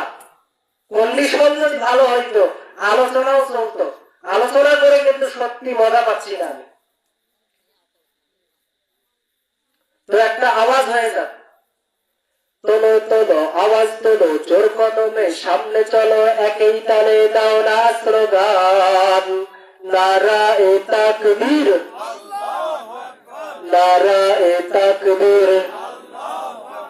খোদার দ্রোহী সার পাবে না, এই বাংলায় ঠাই হবে না, মুসলমানরা জেগেছে আজ। তোলো তোলো আওয়াজ তোলো, জোর কদমের সামনে চলো, একই তালে দাও না স্লোগান। নারায়ে তাকবীর, নারায়ে তাকবীর। বাস, আর লাগবে না, শোনা যাচ্ছে, বুঝে যাচ্ছে। তাহলে ঘুমের ভাবটা আপনাদের শেষ হয়েছে। সবাই একটু হাতটাকে উঁচু করি, সবাই একটু হাতটাকে উঁচু করি এবং একটু ব্যায়াম করি। হাতটাকে এইভাবে মুষ্টিবদ্ধ করবো, সবাই মুষ্টিবদ্ধ করবো, ব্যায়াম করবো, মুষ্টিবদ্ধ করি, হাতটাকে টান টান করি, ভাই টান টান করি। যে কয়জন মানুষ আছে আল্লাহকে দেখাই দেন যে আল্লাহ এত গভীর রজনীতে আমরা কতিপয় মানুষ আপনার কোরআনের আলোচনা শুনতেছি জান্নাতের বাগানে বসে, আমার আল্লাহকে দেখাই দেন। আর হাতটাকে এইভাবে একটু লাড়া দেন, এইভাবে একটু হাতটাকে লাড়া দেন, লাড়া দেন। এটা একটা ব্যায়াম হয়ে গেল। কি হয়ে গেল? হাত নামান, ব্যায়াম হয়ে গেল। তো আল্লাহ এবং রাসূলের কথা যেখানে বলা হয়, যেখানে ইসলামের কথা বলা হয়, যারা বাড়ি থেকে ঘুমিয়ে ঘুমিয়ে যখন তবারক দেওয়ার সময় হবে তখন তবারক নেওয়ার জন্য আসবে, তো এরা কি পরিপূর্ণ ইসলামের মধ্যে ঢুকেছে? পরিপূর্ণ ইসলামের মধ্যে ঢুকতে পারে নাই। তো এখানে খাঁটি যারা জান্নাতের মেহমান তারা জান্নাতের মধ্যে বসে আছে, আর যারা জান্নাতের মেহমান না তারা জান্নাতের বাহিরে বসে আছে। কথা বলেন ঠিক কিনা? তো আপনাদের সামনে আর সংক্ষিপ্ত আকারে একটা আমার জীবনী থেকে বাস্তব ঘটনা আপনাদের সামনে তুলে ধরে সুলতান মাহমুদ গজনবীর কথা বলেই আজকে আমি আলোচনা শেষ করব। যদি দেখি যে আপনাদের মানে মন ঠিক আছে, মানসিকতা ঠিক আছে, আপনাদের ধৈর্য আছে, তাহলে আলোচনা বাড়বে, আর না হলে আলোচনা সংক্ষেপ হয়ে মুনাজাত দিয়ে আজকের মতো আমি বিদায় নিয়ে ছোট মানুষ চলে যাব। অসুস্থ মানুষ তবু আপনাদের সাথে কথা বলতেছি, ভালো লাগতেছে, এই জন্য আপনাদের সামনে কথা বলতেছি। তো কি বললেন? হাজী ইমদাদুল্লাহ মহাজের বক্তি বললেন যে আগামীকালকে রেজাল্ট দেওয়া হবে, এবং ওই তার সাথে যে যুবক ছিলেন ওই যুবক ডাক দিয়ে বললেন, হুজুর আপনি সুলতান মাহমুদ গজনবীর সঙ্গে কথা বলবেন, আমিও সুলতান মাহমুদ গজনবীর সঙ্গে কথা বলতে চাই। হাজী ইমদাদুল্লাহ মহাজের বক্তি বলতেছে, না তোমার পক্ষে সম্ভব না, কারণ তুমি এখন পর্যন্ত বাইয়াত গ্রহণ করো নাই, তুমি এখন পর্যন্ত আমার মুরিদ হইতে পারো নাই, তুমি এখন পর্যন্ত গুনাহগার, তুমি এখন পর্যন্ত তোমার মায়ের সঙ্গে যে বেয়াদবি করেছো মায়ের কাছ থেকে মাপ নিতে পারো নাই। যতক্ষণ পর্যন্ত তুমি মায়ের কাছ থেকে মাপ নিতে পারবা না ততক্ষণ পর্যন্ত তুমি সুলতান মাহমুদ কি বলবে এইটা শুনতে পারবা না। তো সুলতান মাহমুদ গজনবীর সাথে কথা বলার জন্য যুবক বলতেছে, না হুজুর আপনি আমাকে বাইয়াত গ্রহণ করান, আপনি আমাকে মুরিদ বানিয়ে নেন, আমি সুলতান মাহমুদ গজনবীর সঙ্গে কথা বলবো। কিন্তু হাজী ইমদাদুল্লাহ মহাজের বক্তি বলতেছে, না এটা সম্ভব না, যতক্ষণ পর্যন্ত তুমি তোমার মায়ের কাছ থেকে মাপ না নিবা ততক্ষণ পর্যন্ত তোমার মায়ের সঙ্গে যে ভুল করেছো, তোমার মাকে যে হাত দিয়ে তুমি মেরেছো, যতক্ষণ পর্যন্ত তোমার মা তোমাকে মাফ করবে না ততক্ষণ পর্যন্ত আমি হাজী ইমদাদুল্লাহ মহাজের বক্তি কেন, আমার মতো যদি আরো হাজী ইমদাদুল্লাহ মহাজের বক্তি আসে তবু আমার পক্ষে তোমাকে আমার সাথে নেওয়া সম্ভব না। তো এই মাকে আজকে অনেক সন্তান আছে যে মারধর করে, তো এই মাকে নিয়ে আমি বাস্তব কিছু কথা আপনাদের সামনে তুলে ধরতে যাচ্ছি। দাদা হুজুরের সাথে আমি গত বছরে মাহফিল করতে গিয়েছিলাম বরিশাল, ঝালকাঠি, পিরোজপুর। একদিন মানে 3 দিনে 3 জেলায় মাহফিল করেছি, বরিশাল, ঝালকাঠি, পিরোজপুর, এই 3টাই কিন্তু জেলা। তো ঝালকাঠি জেলায় যেদিন আমরা মাহফিল করেছি সেই দিন আমাদের মাহফিল ছিল 2টা, একটা ছিল দিনের প্রোগ্রাম, একটা ছিল রাতের প্রোগ্রাম। তো দিনের প্রোগ্রাম শেষ করে সন্ধ্যার পর্বই আমরা রাতের প্রোগ্রামে ঢুকছি। তো ঢুকার পরে আমাদেরকে যেই ব্যক্তির বাড়িতে রাখা হয়েছে, তো ওই ব্যক্তিটা আমরা লক্ষ্য করে দেখলাম যে ওই ব্যক্তিটার একটা পা নাই। তো সে কিন্তু যুবক মানুষ, দুইটা সন্তানের বাবা। বাস্তব জীবনী থেকে আপনাদের সামনে তুলে ধরতেছি, মায়ের সঙ্গে বেয়াদবি করলে কি হয়। তো যুবককে দাদা হুজুর কাছে ডাক দিলেন, যেহেতু তিনি পীর সাহেব মানুষ, নম্র ভাষায় কিন্তু ডাকে, বাবা শোনো তো, এইভাবে কিন্তু ডাকে, বাবা শোনো তো, এদিকে একটু আসো। তো সে কাছে গেল, বললো যে হুজুর কিভাবে আপনাকে হেল্প করতে পারি, কিভাবে সাহায্য করতে পারি, কিছু কি লাগবে হুজুর, কিছু প্রয়োজন? তো দাদা হুজুরকে বললে, দাদা হুজুর বললো যে বাবা তোমার একটা পা আছে আর একটা পা দেখতেছি নাই, তুমি লাঠি দিয়ে হাঁটতেছো। তো বলতেছে যে হুজুর মাহফিল শেষ করে আপনি তো আজকে রাতে আমাদের বাসায় থাকবেন, তো আগামীকালকে সকালবেলায় চা খেতে খেতে আপনাকে আমি এই গল্পটা পুনরায় শোনাবো যে আমার পায়ের এই অবস্থা আজকে কেন। তো পরের দিন আমরা মাহফিল করলাম রাতে, দাদা হুজুর ওইখানে প্রধান মেহমান, আমি দ্বিতীয় মেহমান। তো আমি মাহফিল করে নেমে এসে আমি শুয়ে পড়ছি, মানে রুম আলাদা আলাদা, কিন্তু খানার সময়, গল্প করার সময় বা একসঙ্গে থাকার সময় রুম একটা। তো আমি ঘুমাই গেছি। পরের দিন সকালবেলা আমাদেরকে নাস্তা দিছে, তো নাস্তা খাওয়ার পরে চা নিয়ে আসছে। তো এইবার দাদা হুজুর বলতেছে যে এখন তাহলে তুমি বলো যে তোমার এই হিস্টোরিটা কি, মানে এই পাটা যে তোমার কেটে ফেলা হয়েছে এটার ব্যাপারে যে না তুমি আমাকে বলতে চেয়েছো, বলো তো। তো এইবার দাদা হুজুরকে যুবক মানুষ ডাক দিয়ে বলতেছে, হুজুর আপনি যেহেতু বিভিন্ন জায়গায় ওয়াজ মাহফিল করে থাকেন, হুজুর আপনার কাছে আমি সত্য ঘটনাটা তুলে ধরতে চাই। হুজুর আমি একজন গাড়ির ড্রাইভার, প্রতিদিন নাইট ডিউটি করি হুজুর, বরিশাল টু ঢাকাগামী রোডে আমি গাড়ি চালাই, বাস চালাই। হুজুর একদিন সকালের ঘটনা, আমি বাড়িতে এসেছি হুজুর, গাড়ি থেকে বাড়িতে এসে দেখি আমার বাড়িটা হুজুর আপনি তো লক্ষ্য করেছেন রাস্তার সাইডেই আমার বাড়ি। আমি বাড়ির মধ্যে যখন প্রবেশ করলাম দেখলাম আমার মা এবং আমার বউয়ের মধ্যে ঝগড়া লেগেছে, তারা বউ শাশুড়ি মিলে ঝগড়া করতেছে। হুজুর আমি তখনও আমার মাকে কোনো গালি গালাজ করি নাই, আমার বউকে গালি গালাজ করি নাই, শুধু একটু রাগ হয়ে বলেছি, ও মা তুমি কি বোঝো না, রাস্তার পাশেই আমাদের ঘর, রাস্তার পাশেই আমাদের বাড়ি, তোমরা যদি বউ শাশুড়ি মিলে চিল্লা চিল্লি করো তাহলে রাস্তার মানুষ খারাপ বলবে, রাস্তার মানুষ অনেক কিছু বলবে যে অমুক বাড়িতে প্রতিদিন দেখি যে ঝগড়া হয়। হুজুর আমি যখন একটু রাগ হয়েছি আমার মা আমাকে একটা কথাও বলে নাই। হুজুর আমার মা সুন্দর করে তিনি ঘরের মধ্যে চলে গেলেন, মা ঘরের মধ্যে গিয়ে দরজাটাকে আটকাই দিলেন। হুজুর আমি যখন ঘরে প্রবেশ করলাম দেখলাম আমার বউ অচেতন হয়ে গেছে, জ্ঞান হারিয়ে ফেলেছে।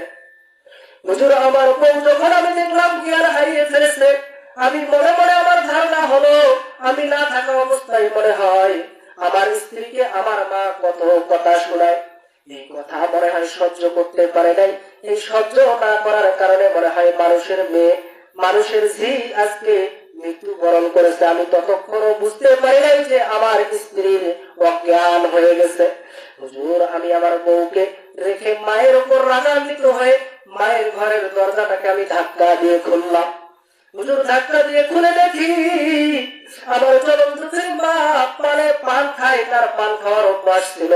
জনম দুঃখের মা যখন পানের পানাটা হাতে নিয়ে পানটা মুখে দিল, হুজুর আমি এমন মুহূর্তে আমার জনম দুঃখিনী মায়ের কোমরের মধ্যে এমন জোরে একটা লাথি দিয়েছি, হুজুর মায়ের কোমরের মধ্যে এমন জোরে লাথি দিয়েছি, মা যে হাতে পায়ের পানাটা ধরেছিল এক হাত দিয়ে পানটা মুখে দিতে ধরছিল, হুজুর পানটা ছিটকে পড়ে গেল, পানের বাটাটা ছিটকে পড়ে গেল, একদিকে পানের বাটাটা চলে গেল, মা শুধু কান্না করতেছে। তখন চরম দুঃখী মা আমাকে একটা চড়া ভাষায় কোনো কথা বলে নাই হুজুর। তখন আমার মা আমাকে একটা গালিগালাজ করে নাই হুজুর। আমি রাগান্বিত হয়ে সেই ঘর থেকে বাইরে হয়ে চলে এসেছি। এসে দেখি আমার স্ত্রীর জ্ঞান ফিরেছে, আমার স্ত্রীর জ্ঞান ফিরেছে। আমার দুইজন সন্তান আছে, একজন ছেলে একজন মেয়ে। হুজুর ছোট্ট মেয়েটা দাদির রুমে দৌড়ে প্রবেশ করেছে, আর দাদিকে ডাক দিয়ে বলতেছে, দাদি তুমি কেন কান্না করতেছো? আমার মনে হয় আমার বাবা তোমাকে লাঠি মেরেছে, আমার মনে হয় আমার বাবা তোমাকে মেরেছে, এই কারণে আজকে তুমি কান্না করতেছো।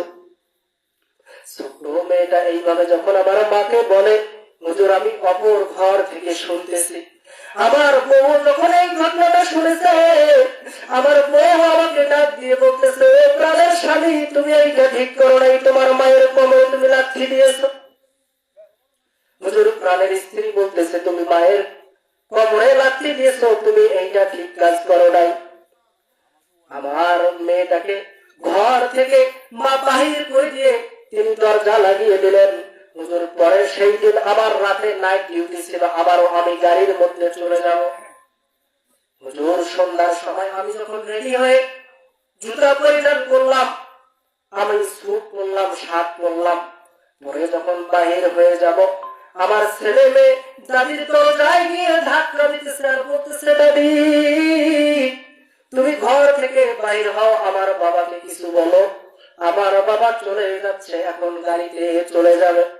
হুজুর আমার মা দরজা খুলে নাই, শুধু ঘরের ভেতর থেকে আওয়াজ দিয়েছে, আজকে তোর বাবাকে বল তোর বাবা যেন ওই গাড়ি চালাতে না যায়, ওই গাড়ির মধ্যে যেন না যায়। মা মায়ের মন তো মানে সবকিছুর আগে মা কিন্তু জানতে পারে যে সন্তানের সাথে কি হতে পারে। হুজুর জনম দুঃখী মা শুধু ঘর থেকে বলল যে তোমার বাবাকে বলো আজকে যদি না যায় তাহলে খুবই ভালো হয়, আর যদি যায় তাহলে তোমার বাবাকে দেখে শুনে গাড়ি চালাতে বলিও। হুজুর শুনে এই কথা বলেছে, আমি গাড়িতে চলে গেছি। হুজুর আমার জীবন থেকে বাস্তব কথা আপনাদেরকে বলতেছি। হুজুর যেহেতু হাজারো মানুষের সামনে আপনারা আলোচনা করে থাকেন, হুজুর আপনারা যদি এই আলোচনাটা করেন হয়তো বা অনেক যুবক হেদায়াত পেতে পারে, অনেক মা বাবা হেদায়াত পেতে পারে। আমি জানি না এই ময়দানে আমরা যারা উপস্থিত আছি কার জানি মা নাই, কার জানি বাবা নাই। একটু গভীর মনোযোগী হয়ে শোনা লাগবে, দিলটাকে একটু শান্ত করে শোনা লাগবে, একটু মনোযোগ হয়ে শোনা লাগবে। যদি মনোযোগ দিয়ে না শোনেন তাহলে ঘটনা বুঝে আসবে না। ভাইজান এইবার ওই যুবক ছেলেটা যখন গাড়ি নিয়ে বাহির হয়ে গেছে, বলতেছে, হুজুর কোনদিন আমার ড্রাইভারি জীবনে কোনদিন আমি কোনো গাড়ির সাথে অ্যাক্সিডেন্ট হয় নাই, কিন্তু হুজুর সেই দিন আমার গাড়িটা একটা বাসের সঙ্গে, একটা বাস আর একটা বাসের সঙ্গে অ্যাক্সিডেন্ট করলো। হুজুর বিশ্বাস করে আমার বাসে যতগুলো যাত্রী ছিল সবাই জানালা দিয়ে বাহির হয়ে গেল, আমার হেল্পার পর্যন্ত বাস থেকে নামলো। কিন্তু হুজুর আমি তখন সিটের মধ্যে বসে আছি, আমার মাথা ফাটে নাই, আমার হাতের কোনো ক্ষতি হয় নাই, আমার সারা শরীরের কোনো ক্ষতি হয় নাই। আমার হেল্পার আমাকে বারবার বলতেছে, উস্তাদজি তাড়াতাড়ি করে বাস থেকে বাহির হন। হুজুর আমার জানালাটা খোলা ছিল, আমি জানালাকে দিয়ে লাফ দেওয়ার চেষ্টা করতেছি, কিন্তু আমার পা যেন উঠতেছে না। হুজুর আমার হেল্পার আমাকে ডাক দিয়ে বলতেছে, উস্তাদজি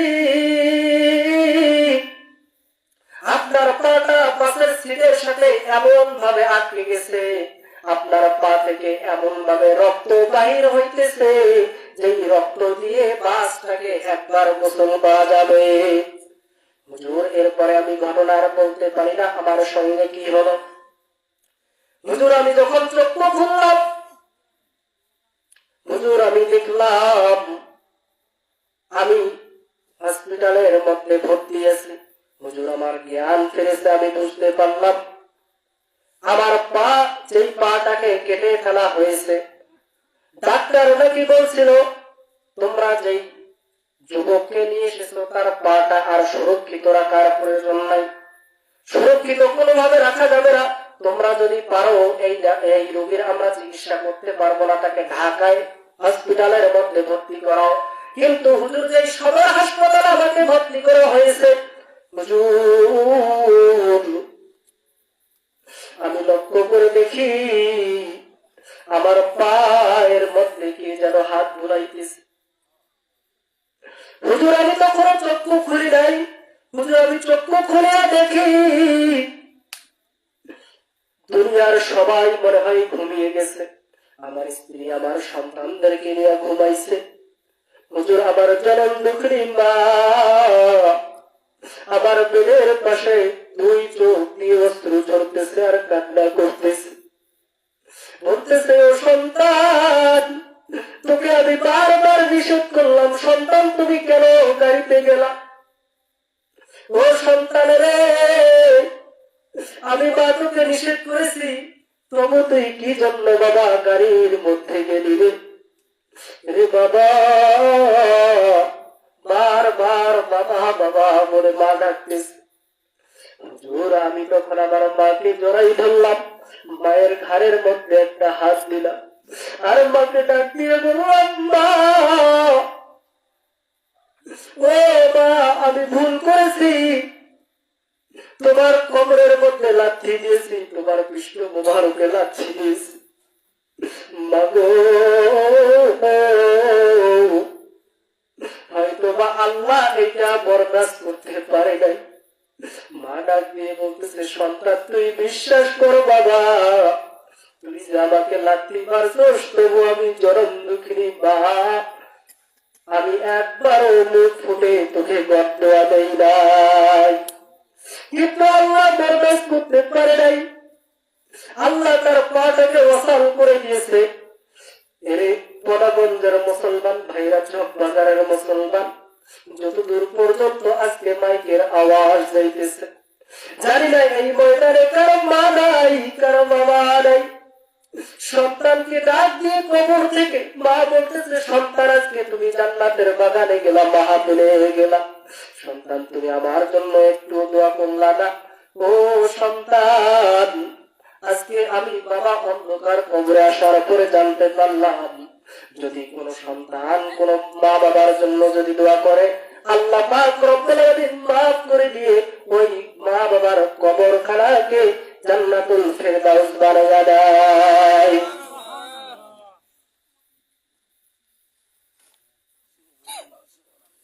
তো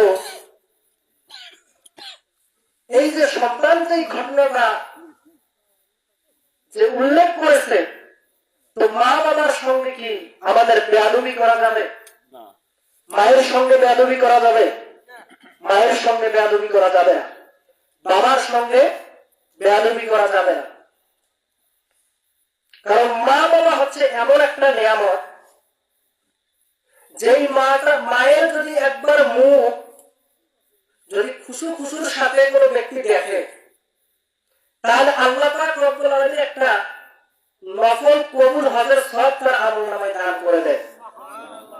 তাহলে সেই মায়ের সঙ্গে বেয়াদবি করা যাবে না, সেই বাবার সঙ্গে বেয়াদবি করা যাবে না। লক্ষ্য করে দেখেন, যেই বাবা আজকে লক্ষ লক্ষ টাকা ইনকাম করে সবকিছু সন্তানের জন্যই ইনকাম করতেছে।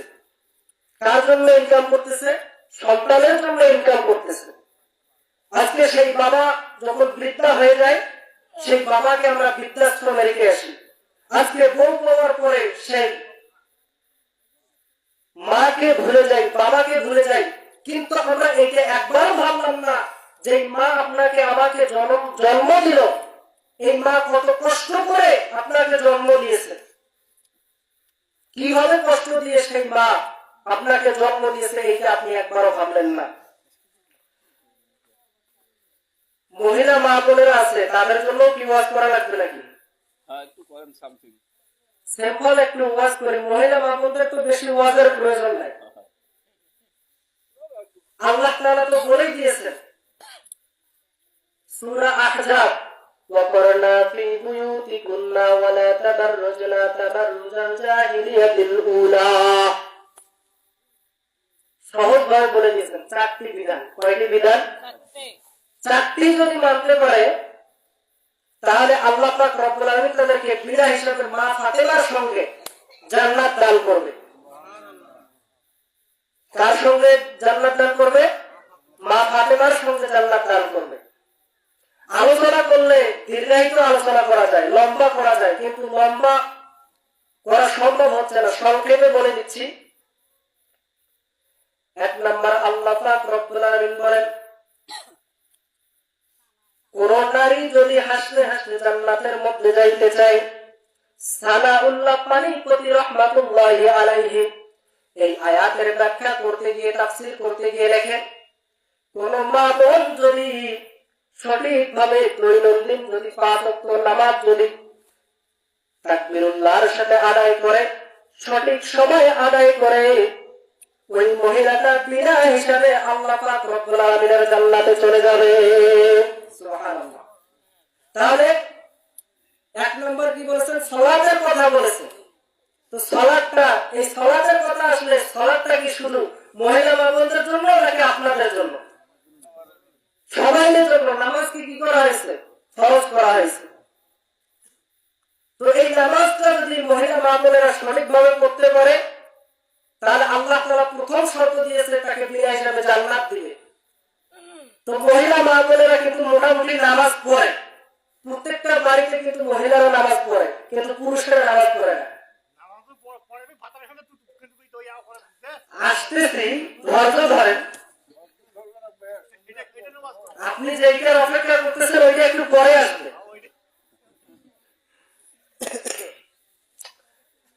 তো নামাজ কিন্তু মহিলা মা বোনেরা পড়ে, আমার বাড়িতেও পড়ে, কিন্তু সমস্যা তাদের কি জানেন? সমস্যা হচ্ছে যে মনে করেন সন্ধ্যার সময় যদি আসে তাহলে মনে করেন যে বাহিরে যে মুরগি থাকে, এই মুরগি ঢুকাইতে ঢুকাইতে মাগরিবের সময় শেষ। এখন ভাবে যে ঈশার সময় কত। এখন ঈশার সময় যদি আসে তাহলে ঈশার সময় শুরু হয়ে যায় সিরিয়াল। ঈশ্বর বর্ষা, জি বাংলা, কালার্স বাংলা, আহর, আদালত, সিআইডি, ক্রাইম পেট্রোল, মানে পেট্রোলের শেষ নাই। বর্তমান কিন্তু পেট্রোলের অভাব বাংলাদেশে। কত পেট্রোল, মানে এগুলো দেখে মা বোনেরা। তো এগুলো সন্দেহ সন্দেহ বলার বক্তা কিন্তু আমি না। আমি আগেই বলেছি যে বাড়তি কোনো কথা বলবো না, সংক্ষেপে বোঝানোর জন্য বললাম আর কি। তো এগুলো দেখা যাবে না। হিন্দুদের বাদ্য বাজনাকে বাজতে মুসলমানের ঘরে কেন বাজে? তুমি মুসলমানের সন্তান, তোমার ঘরে উলু উলু জোগাড় হচ্ছে, তোমার ঘরে আজকে ঢোল বাজতেছে, তো পাশ দিয়ে যদি একটা হিন্দু যায় সে ভাববে এটাও মনে হয় হিন্দু নেই পায়, ভাববে কিনা? সে ভাববে যে আমাদের যাই, আমাদের জাতি ভাই, আমাদের ধর্ম নয়, সনাতন ধর্ম। তো এই কাজ করা যাবে না। টিভির দিকে আজকে আমাদের নেশায় যে গ্রস্ত হয়ে যাচ্ছি আমরা, তার টিভির দিকে যে ধাবিত হচ্ছি, এইটার দিকে আমাদের ধাবিত হওয়া যাবে না। তো এইটার সময় সিরিয়াল দেখতে দেখতে দেখা যায় যে ঈশার সময় চলে যায়। এখন ভাবে যে ফজরের সময় ইনশাআল্লাহ পড়বো। এখন ফজরের সময় হয় কি, এখন মনে করেন যে প্রচুর ঘুম ধরে, আজান দিছে শুনছে, সে ভাবলো যে হ্যাঁ এই তো আজান দিল, উঠবো এখন আর কিছুক্ষণ।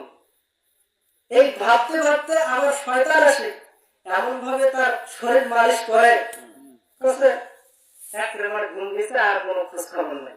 এবার সে ফটফট হয়ে গেছে, সকালে উঠেছে, ওরে মা বেলা হয়ে গেল। কথা বলে কিনা? বেলা হয়ে গেল, নাই ফজরের নামাজ শেষ। ওই যে রাত 1টা পর্যন্ত সিরিয়াল দেখছে, এখন আরেক মাসে সকালবেলা যে উঠবে ওইটার আর ধান্দা নাই। আগেকার মা বোনেরা আমরা লক্ষ্য করে দেখতাম, এখনো কিছু কিছু বাড়িতে হয় যে ফজরের নামাজ পড়ে মা বোনেরা কোরআন শরীফ তেলাওয়াত করত। মানে রাস্তা দিয়ে যদি কোনো ব্যক্তি যাইতো তাহলে বুঝতে পারতো যে অমুক বাড়িতে কোরআন শরীফ তেলাওয়াত হচ্ছে, কে তেলাওয়াত করতেছে? অমুকের মা তেলাওয়াত করতেছে। কিন্তু আজকে আমাদের সমাজটা দেখেন কত বড় অসহায় হয়ে গেছে যে কারো বাড়ি থেকে আমরা কোরআন শরীফ শুনতে পারি না, তেলাওয়াত শুনতে পারি না। তো 2 নম্বর তাদের উপর কি বিধান নিয়েছে? 2 নম্বরে তাদের উপর যে বিধান নিয়ে আসা হয়েছে সেটা হচ্ছে পর্দা। এই পর্দার বিধান এখন আপনারা বলবেন যে হুজুর পর্দাটা কিভাবে করবে, কিরকম লেবাসের প্রয়োজন, পর্দাটা কিরকম হওয়া উচিত। তো পর্দাটা এমন হইতে হবে, 2 নম্বর বিধান আপনাদেরকে বলতেছি। পর্দার বিধানটা এমন হইতে হবে যে বোরকাটা মহিলা মা বোন ব্যবহার করবে, ওই বোরকাটা এত পরিমাণ ঢিল হইতে হবে যাতে করে সে যখন গায়ে দিয়ে যাবে যেন পিছন থেকে বোঝা না যায় যে ওইটা যুবতী মেয়ে যাচ্ছে নাকি বুড়ি মেয়ে যাচ্ছে, বুড়ি মহিলা যাচ্ছে, এইটা যেন বোঝা না যায়। কিন্তু আজকে আমরা যে বোরকা পরি, মানে বোরকা তো দেখলে বোরকা তো না, বোরকা নামের ভোরকা, বোরকা তো নয়, বোরকা নামের ভোরকা পরি। বোরকার যে স্টাইল সবুজ রঙের, মানে বিভিন্ন রঙের আর কি বোরকা পরে, কোন সমস্যা নাই। কিন্তু বোরকা গুলোতে আবার এমন ভাবে ডিজাইন করা থাকে ভাই, দূর থেকে যদি লক্ষ্য করা যায় তাহলে মানে এমন ভাবে চমক দেয় বোরকা গুলো, আর এমন ভাবে টাইট ফিট বোরকা, মানে বোঝা যাচ্ছে যে ওইটা মহিলা আসতেছে নাকি যুবতী মেয়ে আসতেছে। তো এইরকম বোরকা কিন্তু পরা যাবে না। বোরকার যে বিধান, হিজাবের যে বিধান আমাদেরকে দেওয়া হয়েছে, ইসলাম কোন পথে আমাদেরকে চলতে বলেছে সেই পথেই আমাদেরকে চলতে হবে, সেই বিধান মোতাবেক আমাদেরকে চলতে হবে। পর্দাটা এমন ভালো হইতে হবে, আজকে হুজুর আপনার বাসায় গেছে আপনি পর্দা করতেছেন, আপনার বাড়িতে পর পুরুষ গেছে আপনি পর্দা করতেছেন না, তাহলে এটা কি হলো? হুজুর দেখলে ভয় লাগে আর দেবর দেখলে খুশি লাগে, তখন ভয় লাগে না।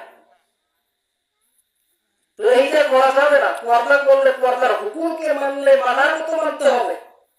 যেইভাবে খাতুনে জান্নাত মা ফাতেমা পর্দা করেছেন সেইভাবে পর্দা করতে হবে। পর্দাটাকে এমন ভাবে করতে হবে, পর্দাটা হইতে হবে কালো, কিসকিসে কালো, এমন পর্দা হইতে হবে যেন বাহির থেকে দেখলে যেন পর্দাটা যদি মানে টাইটও হয় এইভাবে যেন বোঝা না যায় যে পর্দার ভিতরে মহিলাটা কোন প্রকারের ড্রেস পরেছে বা কিরকম পরেছে, এটা যেন দেখা না যায়। এইরকম বোরকা পরতে হবে। ইসলামের অনেক বিধান আছে, কথা বলতে গেলে কথা বাড়তেছে, সময় চলে যাচ্ছে, প্রায় 1.5 ঘন্টা হয়ে গেছে। বেশি লম্বা করতে চাই না, অনেকের চোখে ঘুম চলে এসেছে, আমিও যেহেতু অসুস্থ মানুষ, আলহামদুলিল্লাহ মোটামুটি ভালোই কথা বললাম আজকে। তো এরপরে 3 নম্বর যে বিধান সেটা হচ্ছে হজ করা, যাকাত দেওয়া। এটা তো সবাইয়ের পক্ষে সম্ভব না, যাদের সম্ভব তারা হজ করবে। মহিলাদের ক্ষেত্রেও কি আছে? হজের বিধান আছে, রোজার বিধান আছে। রোজা তো করতেই হবে। মহিলা বাবুরা কিন্তু মানে মোটামুটি কি মানে এই পাশে কি কাজ করে করো, কিন্তু রোজার বেলায় তারা কিন্তু খান, মানে নফল রোজা, মানে যত ধরনের রোজা আছে ওরা সব রোজা রাখবে। রোজা মিস হবে না, কিন্তু নামাজ মিস হবে না। আপনি যদি রোজা না থাকেন, আপনার স্ত্রী রোজা থাকলেও তো মনে করেন যে আপনার জন্য তো পাঠ করে, আপনার জন্য তো পাঠ করে, বিধান বুঝতে হবে, আপনার জন্য তো পাঠ করতেছে। তো আমরা মূল কথায় চলে যাই। 4 নম্বর যে বিধান, সেই বিধানটা হচ্ছে মহিলা মা বোনদেরকে 4 নম্বর যে কাজটা করতে হবে সেটা হচ্ছে স্বামীর মালকে হেফাজত করা। তো এই স্বামীর মালকে হেফাজত করতে গেলে অনেক মা বোনের সমস্যা, অনেক মা বোনের সমস্যা হয়, স্বামীর মালকে হেফাজত করতে পারে না। ফাতেমার মতো যদি জান্নাতি হইতে চাও, পর্দার অন্তরে আমার যে মা বোনেরা উপস্থিত আছে তাদেরকে আমি বলতে চাই, ফাতেমার সঙ্গে যদি তোমরা জান্নাতের মধ্যে যাইতে চাও তাহলে ফাতেমার মতো তোমরা জীবন যাপন করো। ফাতেমা যখন ঘর থেকে বাহির হইতেন, যদিও তিনি ঘর থেকে বাহির হইতেন না, যদি বাহির হইতেন প্রয়োজন মনে করতেন, তাহলে তিনি হযরত আলী রাদিয়াল্লাহু তাআলা আনহু যতক্ষণ পর্যন্ত অনুমতি না দিতেন ততক্ষণ পর্যন্ত তিনি ঘর থেকে বাহির হইতেন না। স্বামীর অনুমতি ছাড়া ঘর থেকে বাহির হওয়া যাবে না। এমন হাদিস এসেছে যে যখন তুমি তোমার স্বামীর ঘরে থাকবা, তোমার বাবাও যদি ইন্তেকাল করে, তোমার বাবাও যদি অসুস্থ হয়ে যায়, তাহলে যতক্ষণ পর্যন্ত তোমার স্বামী তোমাকে হুকুম দেবে না, যতক্ষণ পর্যন্ত তোমার স্বামী তোমাকে অনুমতি দেবে না, ততক্ষণ পর্যন্ত তুমি তোমার বাবাকেও দেখতে যাইতে পারবা না। এটা কে পাওয়ার দিচ্ছেন? আল্লাহ তাআলা নিজেই বলেছেন। আমি বাড়িয়ে বললাম? বাড়িয়ে বলার কোনো সুযোগ নেই। যদিও বা আমার এলম কালাম কম, পাশে মুরব্বীরা বসে আছে, মাইকের আওয়াজ যতদূর পর্যন্ত যাচ্ছে, আমার এই ওয়াজটা আপনারা হয়তো এখানে মুষ্টিময় কয়েকজন মানুষ, কিন্তু অনলাইনে এই ওয়াজটা যাবে, ইউটিউবে কিন্তু এই ওয়াজটা আপলোড হবে, ফেসবুকে এই ওয়াজটা আপলোড হবে, হাজারো মানুষ দেখবে। ভুল বলার কোনো বুদ্ধি নেই। وقرنا في بيوتكن ولا تبرجن تبرج الجاهلية الأولى। তাহলে স্বামীর মালকে এমন ভাবে হেফাজত করতে হবে। এখন কিভাবে হেফাজত করতে হবে, স্যাম্পল আপনাদেরকে উদাহরণ দিয়ে আমি আমার মূল আলোচনায় চলে গিয়ে আলোচনা আজকের মতো বিদায় দিব। তো স্বামীর মালকে কিভাবে হেফাজত করতে হবে এইটা এখন আমাদের বোঝা দরকার, জানা দরকার। তো স্বামীর মাল, এখন কোন মালকে হেফাজত করবেন? মনে করেন যে আপনার স্বামী একটা সন্তান আছে, ছেলে আছে, মেয়ে আছে, এই সন্তানটা কার? স্বামী। এই সন্তানটা হচ্ছে স্বামীর মাল। এই সন্তান কেউ আপনাকেই হেফাজত করতে হবে। কেন হেফাজত করতে হবে? কারণ আপনার স্বামী রোজগার করতেছে কার জন্য? আপনার জন্য করতেছে, আপনার সন্তানের জন্য করতেছে। তো আপনার মনে করেন যে স্বামী বাহিরে গেছে কাজ করতে, বাহিরে গেছে কাজ করতে, কিন্তু আপনার সন্তান স্কুলে পড়ে, মাদ্রাসায় পড়ে, অনেক সন্তান আছে ভার্সিটিতে পড়ে, কিন্তু সন্তান আজকে স্কুলে গেল না, পড়ালেখায় বসতেছে কিনা, মাদ্রাসায় গেল কিনা, এই খোঁজ খবরটা আপনি নিলেন না। কিন্তু আপনার স্বামীর তো ওই সুযোগটা হয় না, ওই সময়টা হয় না, কারণ সে তো তার কর্মে ব্যস্ত। সে যদি আহার রুজি রোজগার যদি করতে না যায়, তাহলে আপনি অনাহারে থাকতেছেন। এজন্য স্বামীর তো ওই সুযোগটা হয় না। তো আপনাকে স্বামীর এই মালটাকে হেফাজত করতে হবে, স্বামীর এই সন্তানটাকে আপনাকেই পরিপূর্ণভাবে হেফাজত করতে হবে। কারণ স্বামী কাজ থেকে আসে, কোনো কোনো স্বামী আছে, কোনো কোনো বাবা আমার আছে যারা হয়তো বা বিকেল বেলায় বাসায় আসে, কিন্তু অনেক বাবা আছে রাত 10টার পর বাসায় আসে, অনেক বাবা আছে রাত 1টার পর বাসায় আসে। যদি সিম্পলি উদাহরণ দেই, মনে করেন আমি হুজুর, আমার মতো আরো অনেক হুজুর ময়দানে কাজ করতেছে, তাদের তো বিবি বাচ্চা আছে, সন্তান আছে। তাহলে তারা মনে করেন যে সেই সন্ধ্যার সময় অনেকেই বাসা থেকে বাইরে হয়েছে মাহফিল করার জন্য, অনেকেই হয়তো বা বেলা 11টায় বাইরে হয়েছে। আমরা যখন বাইরে প্রোগ্রাম করতে যাই, একদিন আগেও বাইরে হইতে হয়, আমাদেরকে 10টায়ও বাইরে হইতে হয়। তাহলে আমাদের বাড়িতে যে সন্তান আছে, বিবি বাচ্চা, বিবি আছে, তো আমাদের যে সন্তান আছে, তো এই সন্তানটাকে দেখবে কি? এখন মনে করেন আমি এখান থেকে মাহফিল করে রাত 1টায় বাসায় যাবো, তো তখন সন্তান ঘুমাই যাবে, তখন কি সন্তানকে পড়া ধরার কি আর আমার সময় আছে? আগামীকালকে সকালবেলা হয়তো আবার আমি বাইরে হয়ে যাবো, তাহলে সন্তানকে আমি ধরবো কখন যে সে পড়া পড়লো কি পড়লো না? তাহলে এই দায়িত্বটা কার? এই দায়িত্বটা হচ্ছে স্ত্রী। স্ত্রীকে ধরতে হবে। স্ত্রী যদি নাও জানে, তবু তাকে ধমক দিতে হবে যে তুই কি করলি বল, আমি শুনি। সে জানে না, যদি বলে তবু কিন্তু সন্তান ভয় পাবে যে মা যেহেতু বলেছে যে আমার কাছ থেকে পড়া শুনবে, অবশ্যই মা এই পড়াটা জানে, তখন কিন্তু সে ভয়ে পড়া করবে। এটা হচ্ছে একটা টেকনিক অবলম্বন করে চলতে হবে। তো এই 4টা বিধান, তাহলে স্বামীর মালকে হেফাজত করা, আরো বিভিন্ন ব্যাখ্যা বিশ্লেষণ করা যায়, আলোচনা করলে সারভাত করা যাবে, কোনো সমস্যা নেই।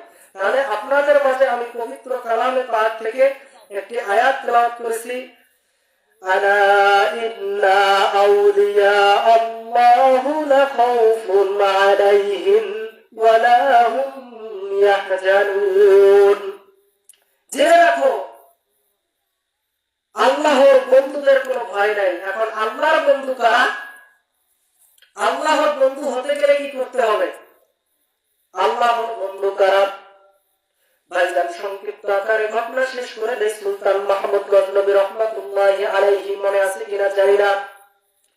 এইবার হাজী ইমদাদুল্লাহ মুহাজিরে মক্কি রহমাতুল্লাহি আলাইহি, তিনি বললেন যে আমি এখন আজকে আপনাদেরকে ফতোয়া দিয়ে দেব, এখন আপনাদেরকে দেখার অনুমতি দিয়ে দেব। আগামীকাল রাত্রির মধ্যে আমার সুলতান মাহমুদ গজনবীর সঙ্গে কথা হয়ে গেছে।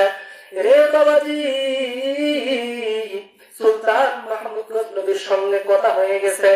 এইবার হাজী ইমদাদুল্লাহ মুহাজির মক্কি রহমাতুল্লাহি আলাইহি তিনি বললেন যে যাও তোমরা কারা কারা লাশ দেখবা। এবার ওই যুবকও হাজির হয়ে গেছে। হুজুর আপনি বলেছেন মায়ের কাছ থেকে মাপ নিয়ে আসতে হবে। হুজুর আমি আগামীকালকে রাতের মধ্যে আমার মায়ের কাছে গেছি। হুজুর আমার জন্মদিন মাকে যখন বলেছি মা গো, হাজী ইমদাদুল্লাহ মুহাজির মক্কি রাহমাতুল্লাহি আলাইহি তিনি বলেছেন যতক্ষণ পর্যন্ত তুমি আমাকে মাফ করবে না ততক্ষণ পর্যন্ত তিনি তার মুরিদ হিসাবে আমাকে গ্রহণ করবে না। ও মা তুমি আমাকে মাফ করে দাও। মা আমি ভুল করেছি, তোমার গায়ে হাত তুলেছি। ও মা তুমি আমাকে মেহেরবানি করে মাফ করে দাও। জনম দুঃখিনী মা ডাক দিয়ে বলে সন্তান আমি জনম দুঃখিনী মা তোকে 10 মাস 10 দিন গর্ভে ধারণ করেছি। সন্তান তুই যখন আমাকে মা বলে ডাক দিছ বাবা সঙ্গে সঙ্গে আমি জনম দুঃখিনী মা 1 সেকেন্ডও দেরি করি নাই। আমি জনম দুঃখিনী মার সাথে সাথে তোকে মাফ করে দিয়েছি। এইবার জনম দুঃখিনী মাকে যুবক ডাক দিয়ে বলতেছে মা গো আপনি যে আমাকে মাফ করে দিয়েছেন এটা শোনার পরেও হাজী ইমদাদুল্লাহ মুহাজির মক্কি আমাকে মুরিদ করবে না। মা আপনার লিখিত একটা কাগজ লাগবে। আপনি যদি আমাকে লিখিত একটা কাগজ দেন ও মা ওই কাগজটা নিয়ে যখন আমি হাজী ইমদাদুল্লাহ মুহাজির মক্কির কাছে দিব হাজী ইমদাদুল্লাহ মুহাজির মক্কি ওই কাগজটাকে পড়বেন আর দেখবেন আপনি আমাকে মাফ করে দিয়েছেন কিনা। মা যদি আপনি আমাকে মাফ করে দিয়ে থাকেন তাহলে হাজী ইমদাদুল্লাহ মুহাজির মক্কি তার মুরিদ হিসাবে আমাকে গ্রহণ করবে, তার শাগির্দ হিসাবে আমাকে গ্রহণ করবে। ও মা আমি সুলতান মাহমুদ গজনবীর লাশটা দেখার আমার সৌভাগ্য হবে। রে বন্ধু রে বাবাজি পদ্মার অন্তরের মা গভীর মনোযোগ। এইবার সুলতান মাহমুদ গজনবী রহমাতুল্লাহি আলাইহির লাশটা দেখার সময় হয়ে এলো। এইবার যুবক হাজী ইমদাদুল্লাহ মুহাজির মক্কির হাতে কাগজটা নিয়ে এসে দিল। হাজী ইমদাদুল্লাহ মুহাজির মক্কি রহমাতুল্লাহি আলাইহি তিনি কাগজটাকে পড়লেন, দেখলেন তার মা তাকে মাফ করে দিয়েছে। এইবার হাজী ইমদাদুল্লাহ মুহাজির মক্কি রহমাতুল্লাহি আলাইহি পরে তাকে বাইয়াত দিলেন। বাইয়াত দিয়ে তার শিষ্য হিসেবে তাকে গ্রহণ করলেন, তার মুরিদ হিসেবে গ্রহণ করলেন। এইবার লাশটার মুখটা যখন উন্মোচন করলেন লক্ষ্য করিয়া দেখে হাজারো মানুষ লক্ষ্য করে দেখেছে, হাজারো যুবক লক্ষ্য করে দেখলো যে এই সুলতান মাহমুদ গজনবী রহমাতুল্লাহি আলাইহিকে যেভাবে কবর দেওয়া হয়েছে এর থেকেও সুন্দরভাবে রক্ষতভাবে আল্লাহ পাক রব্বুল আলামিন তাকে কবরের মধ্যে হেফাজত করেছেন। তো খোলার পরে দেখলেন যে সুলতান মাহমুদ গজনবী তাকে যেভাবে দাফন করা হয়েছে তার থেকে উজ্জ্বল চেহারা, যেন মুস্কি মুস্কি হাসতেছে। মনে হচ্ছে এই মুহূর্তে মানুষটা মনে হয় এমনি চোখটা বন্ধ আছে, এমনি চোখটা বন্ধ করে আছে মনে হচ্ছে। এইবার হাজী ইমদাদুল্লাহ মুহাজির মক্কির কাছে জানতে চাইলেন হুজুর আপনি আমাদেরকে বলিয়া দেন সুলতান মাহমুদ গজনবী কোন আমলটা করেছে, যে আমলটার মাধ্যমে সুলতান মাহমুদ গজনবী আজকে কবরের জগতে এত সুন্দরভাবে আল্লাহ তাআলা তাকে হেফাজত করেছে। এইবার হাজী ইমদাদুল্লাহ মুহাজির মক্কি জানাইয়া দিল তোমরা যদি আমার কাছ থেকে সেই আমলটাকে শুনতে চাও তাহলে তোমাদেরকে সর্বপ্রথম যেই কাজটা করতে হবে সেই কাজটা হলো এখানে যারা নামাজ পড়ে না তাদেরকে নামাজ পড়তে হবে। সমস্ত যুবক রাজি হয়ে গেল হুজুর আমরা নামাজ পড়ব, কিন্তু আপনাকে বলে দিতে হবে কি এমন আমল করেছে। আপনাদেরকে আমি কথাটা 3 বার উল্লেখ করব, আপনারা বুঝার চেষ্টা করবেন, আমলটা করার চেষ্টা করবেন। এতক্ষণ যেমন আপনারা আলোচনা শুনেছেন, প্রায় 1.5 ঘন্টা আলোচনা পার হয়ে গেছে। জানি না আপনাদেরকে আমি কি বুঝাইতে পেরেছি, কিন্তু এই আমলটাকে নিয়ে আজকে বাড়িতে যাবেন। আল্লাহ যদি চায় এই আমলটার বদলতে আপনার আমার লাশটাকে ওই কবরের মধ্যে হেফাজত করতে পারে। আমলটা কি নিবেন? এখন নিতে রাজি আছেন? 2 হাত তুলে আমার আল্লাহকে দেখান, 2 হাত টান টান করেন। আমার আল্লাহকে দেখার, সবাই একটু সজাগ হন, সবাই একটু সজাগ হন, আমলটাকে নেন। একটা তাকবীর হয়ে যাক, লিল্লাহে তাকবীর, লিল্লাহে তাকবীর। তো আজকের মতো আমরা প্রিয় বন্ধুরা আলোচনা শেষ করব। তো সেই আমলটা হচ্ছে, এইবার হাজী ইমদাদুল্লাহ মহাজের মুফতি বললেন যে আমাকে গতকালকে সুলতান মাহমুদ গজনবী বলেছে যে আমি কোরআনকে সম্মান দিয়েছি। কি দিয়েছি? সম্মান দিয়েছি। আমার পায়ের সামনে কোরআন শরীফ ছিল, কিন্তু আমি সেই কোরআন শরীফের ভয়ে আমি সেদিন বিছানায় পিঠ লাগাইতে পারি নাই। কিন্তু আল্লাহ তাআলা ওইটাকে আজকে এমন ভাবে কবুল করেছে, যার বদৌলতে আল্লাহ পাক রব্বুল আলামিন আজকে আমাকে এই অন্ধকার কবরে অক্ষত রেখেছেন, হেফাজত রেখেছেন এবং জান্নাতের সুসংবাদ দিয়েছেন। সুবহানাল্লাহ। তাহলে এই যে কোরআনুল কারীম, এটার দাম আছে না নাই?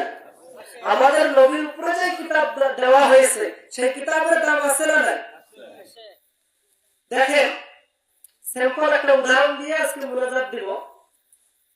মুসা আলাইহিস সালামের উপর যে কিতাব দেওয়া হয়েছে, সেই কিতাবের নাম কি? তাওরাত। মুসা নবীর উপরে যে কিতাব দেওয়া হয়েছে, সেই কিতাবের নাম হচ্ছে তাওরাত।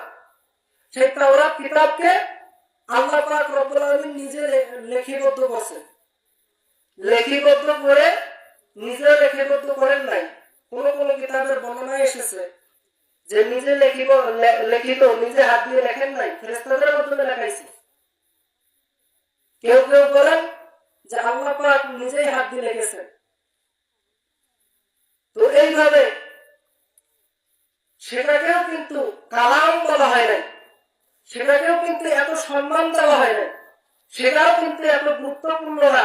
কিন্তু আপনার আমার নবীর উপরে যে কালামকে নাযিল করা হয়েছে, এইটাকে বলা হয় কালামে পাক, এইটাকে বলা হয় কিতাব, এইটাকেই বলা হয় কোরআন।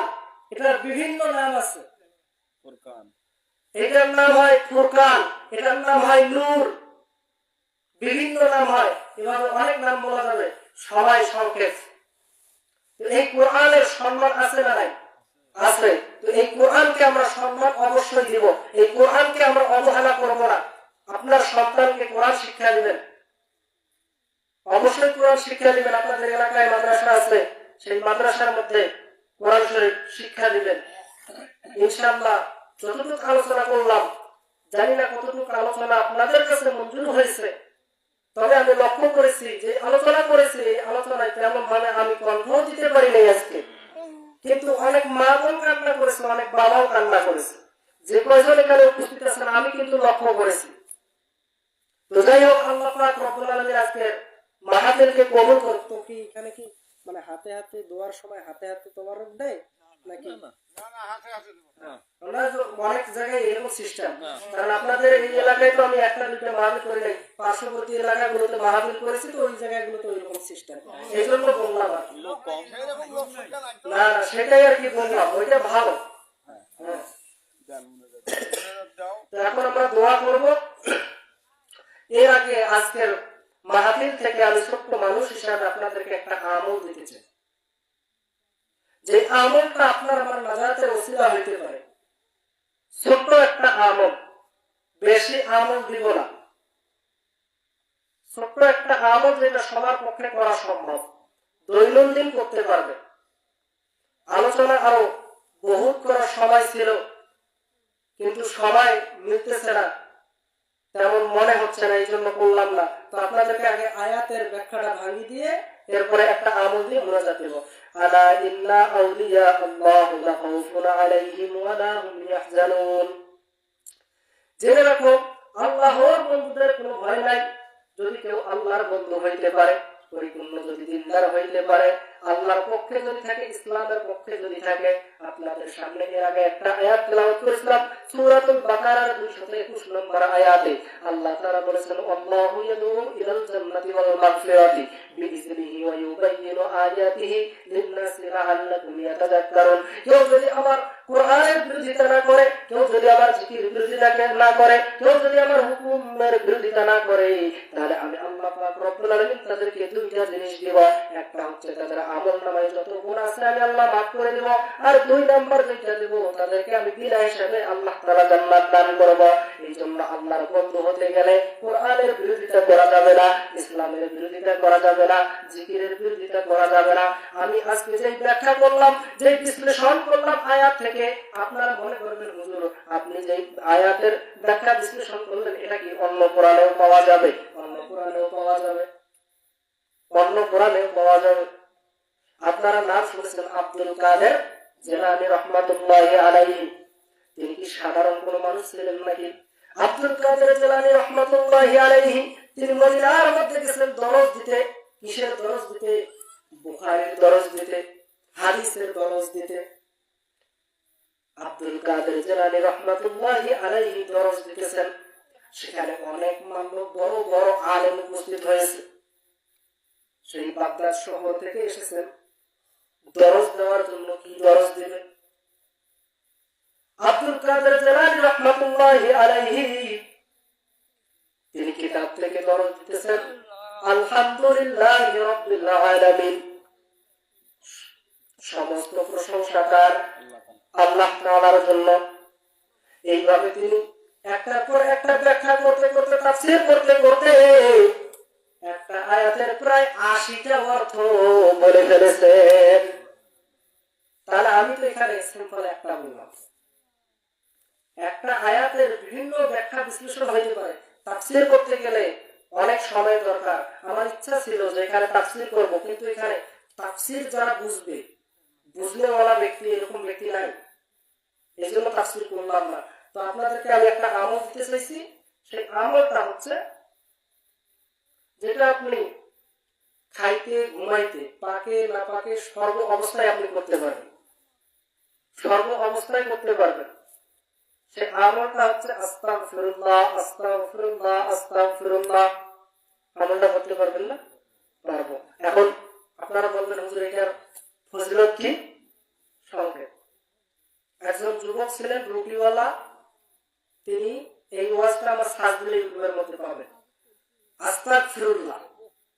তো এইটা পড়ার বদলতে কলব পরিষ্কার থাকে, সবসময় তওবার ফয়েজ মুখ দিয়ে তৈরি হয়, দিল পরিষ্কার থাকে, জবান পাক থাকে, মুখের জড়তা যদি কারো থাকে জড়তাও শেষ হয়ে যায়। এবং আরো খুশির খবর হলো এই আমলটা করার বদলতে এমনও হইতে পারে যে আপনি বিশ্বনবী মুহাম্মদ রাসূলুল্লাহ সাল্লাল্লাহু আলাইহি ওয়াসাল্লামের সঙ্গে স্বপ্ন যুগে দেখাও হয়ে যেতে পারে। এমনকি এই আমলটার বিশেষ গুণ কি? গুণ হচ্ছে ওই যুবক রুটিওয়ালা বলতেছে যে আমি যখন এই আমলটা করি এবং আল্লাহর কাছে দোয়া করি, আজ পর্যন্ত যতগুলো দোয়া করেছি আল্লাহ পাক রব্বুল আলামিন আমার একটা দোয়াকেও ফেরত দেন নাই, প্রত্যেকটা দোয়াকেই আল্লাহ তাআলা কবুল করেছেন। তাহলে আমরা এই আমলটা করব তো ইনশাআল্লাহ সব সময় আমরা করতে পারবো। আস্তাগফিরুল্লাহ, আস্তাগফিরুল্লাহ, আস্তাগফিরুল্লাহ। এটা বেশি বড় না, এই সংক্ষেপ একটা আমল আপনাদেরকে দিয়ে গেলাম, আপনারা সবাই করার চেষ্টা করবেন ইনশাআল্লাহ। তো আর বেশি আমল দিব না, ছোট মানুষ, মানুষ অল্প, বেশি আমল দেওয়াটাও ঠিক না। সবাই একবার দুরূদে ইব্রাহিম করি।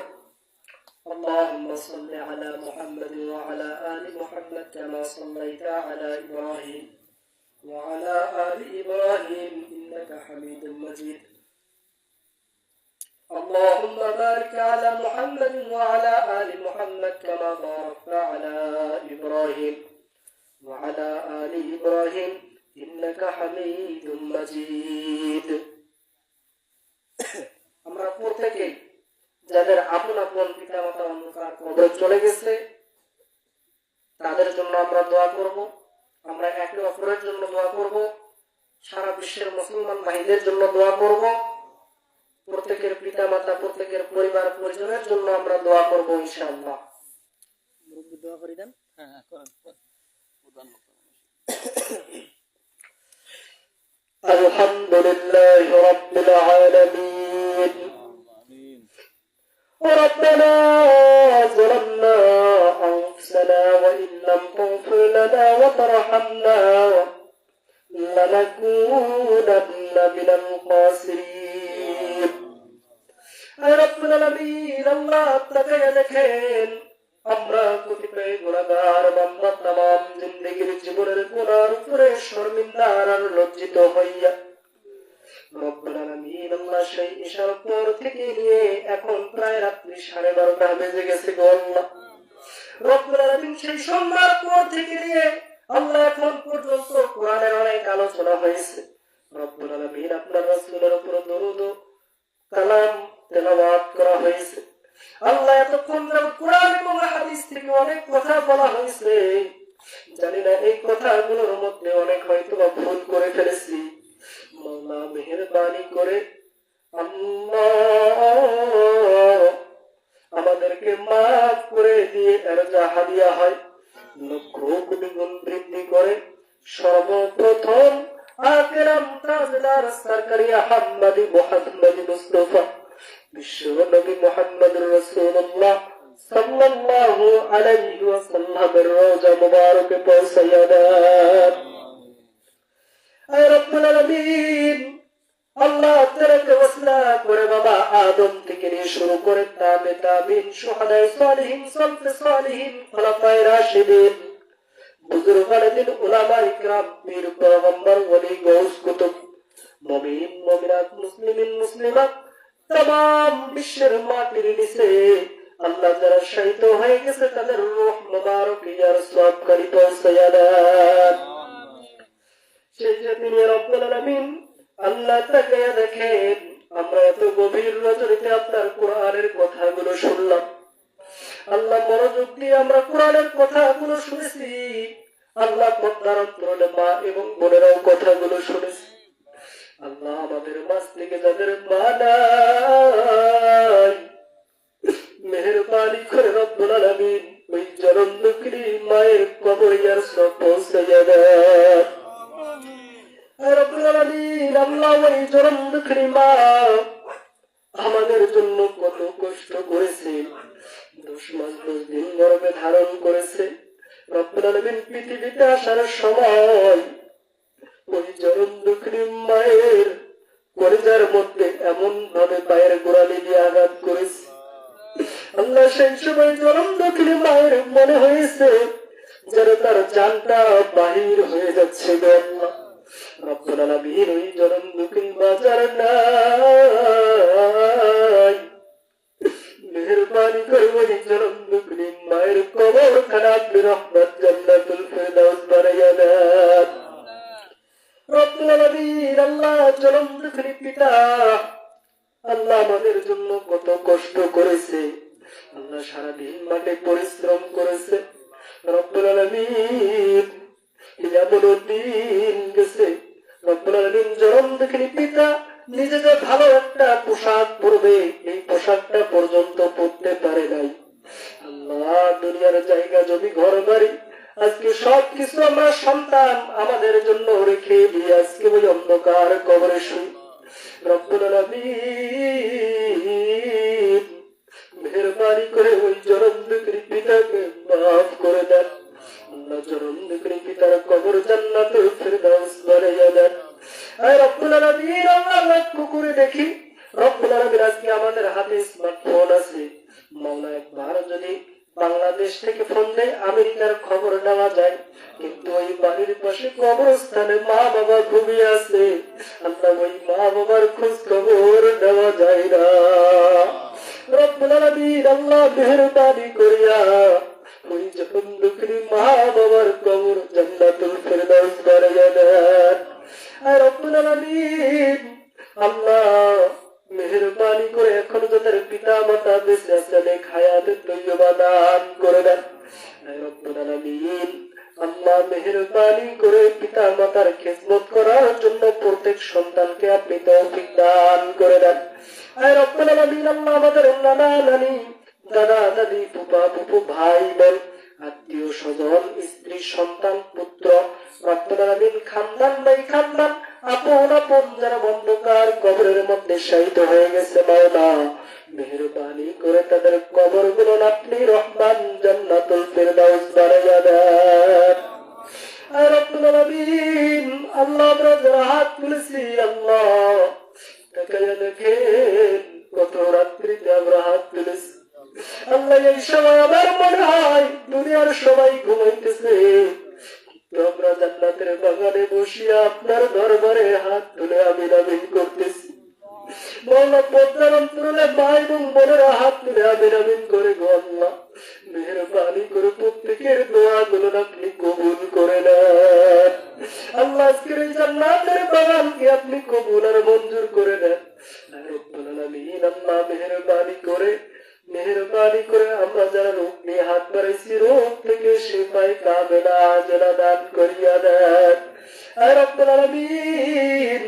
আল্লাহ মেহেরবানি করে তাকাই দেখেন আল্লাহ, আমরা কত মানুষ হাত তুলেছি, মেহেরবানি করে আমাদের তামাম জিন্দেগির জীবনের গুনাহ মাফ করে দেন আল্লাহ। আমরা বড় পাপী, গুনাহ করতে ভালোবাসি, গুনাহ দিয়ে আপনার দরবারে হাত তুলেছি রব্বুল আলামিন। আল্লাহ গুনাহ করতে আমরা ভালোবাসি, আপনি রহমত মাফ করতে ভালোবাসেন। জীবনে না করিলাম বন্দেগি, গুনাহ করে কাটাইলাম জিন্দেগি। জীবনে না করিলাম বন্দেগি, গুনাহ করে কাটাইলাম জিন্দেগি। তুমি যদি মাফ না করো আল্লাহ আমারে, বলে না আল্লাহ আমরা যাবো কার কাছে। দয়ার বালিক আমাদের যাবার কোনো জায়গা নাই, আমরা কারো দরবারে হাত তুলবো, আমরা তো আর অন্য কারো দরবারে হাত তুলে নাই আল্লাহ। আপনি তো বলেছেন বান্দা তুমি যদি পাহাড় সম পরিমাণ গুনাহ করে ফেলো, বান্দা তুমি আমি আল্লাহর কাছে একবার হাত তুলিয়া মাফ চাও, একবার তওবা করো, আমি আল্লাহ মাফ করে দিই। মালিক আপনার ভান্ডারে তো কোনো কিছুর অভাব নাই, আপনি যদি আজকে আমাদেরকে মাফ করে দেন আপনার কোনো ক্ষতি হবে না আল্লাহ গো। আপনি যদি মাফ না করেন আপনার কোনো লাভ হবে না। মেহেরবানি করিয়া রব্বুল আলামিন আল্লাহ আল্লাহ আমাদের জীবনের গুনাহ মাফ করে দেন রব্বুল আলামিন। আল্লাহ আজকে যারা সভা কর্তৃপক্ষ সভার আয়োজন করেছে আল্লাহ, তোমার বান্দা বান্দির মনের নেক আশা নেক মাকাসাদ গুলোকে পূরণ করে দেন রব্বুল আলামিন। আল্লাহ তোমার বান্দা বান্দি যারা আজকে এই মাহফিলের আয়োজন করেছে রব্বুল আলামিন, তাদের মায়ের গর্ভ আজকে ধন্য হয়ে গেছে গো আল্লাহ। মেহেরবানি করে আল্লাহ আল্লাহ তোমার বান্দা বান্দিদের খানদান ভাই খানদান যারা কবরে চলে গেছে, মেহেরবানি করে তাদের রূহ মুবারক আর সব পৌঁছাই দিয়ে কবর জান্নাতুল ফেরদাউস বানাইয়া দিয়েন রব্বুল আলামিন। আল্লাহ যারা এই মাহফিলের ব্যবস্থা করেছে তারা সহ আমরা এখানে যারা হাত তুলেছি প্রত্যেকের মনের নেক আশা নেক মাকাসাদ পূরণ করে দেন আল্লাহ। প্রত্যেকের নেক তামান্না পূর্ণ করে দেন আল্লাহ। প্রত্যেককে ইসলামের পক্ষে থাকার তৌফিক দান করেন আল্লাহ। তামাম বিশ্বের মুসলমান ভাইদেরকে হেফাজত করেন রব্বুল আলামিন। আল্লাহ আজকের মতো বিদায় নিয়ে চলে যাচ্ছি আল্লাহ। মেহেরবানি করে আমাদের দোয়া কবুল আর মঞ্জুর করে দেন আল্লাহ। তাকাইয়া দেখে আমি অধম গুনাহগার আল্লাহ, আমার মুরব্বিনে কেরাম হাত তুলে আমিন আমিন বলে রব্বুল আলামিন। পর্দার অন্তরে মা বোনেরা হাত তুলে আমিন আমিন বলে গো আল্লাহ। আল্লাহ আমি মনে করি আমার ভিতরে ক্ষুদ্রতম কোনো এলেম নাই আল্লাহ, যার পরিবারও কোনো এলেম নাই রব্বুল আলামিন। কিন্তু গুনাহগারের হাতে হাত তুলে আল্লাহ দুই ফোঁটা চোখের পানি ছেড়ে দিয়ে তারা কান্না করতেছে মাওলা। মেহেরবানি করে রব্বুল আলামিন তাদের আপনি মনের নেক আশা নেক মাকাসাদ পূরণ করে দেন।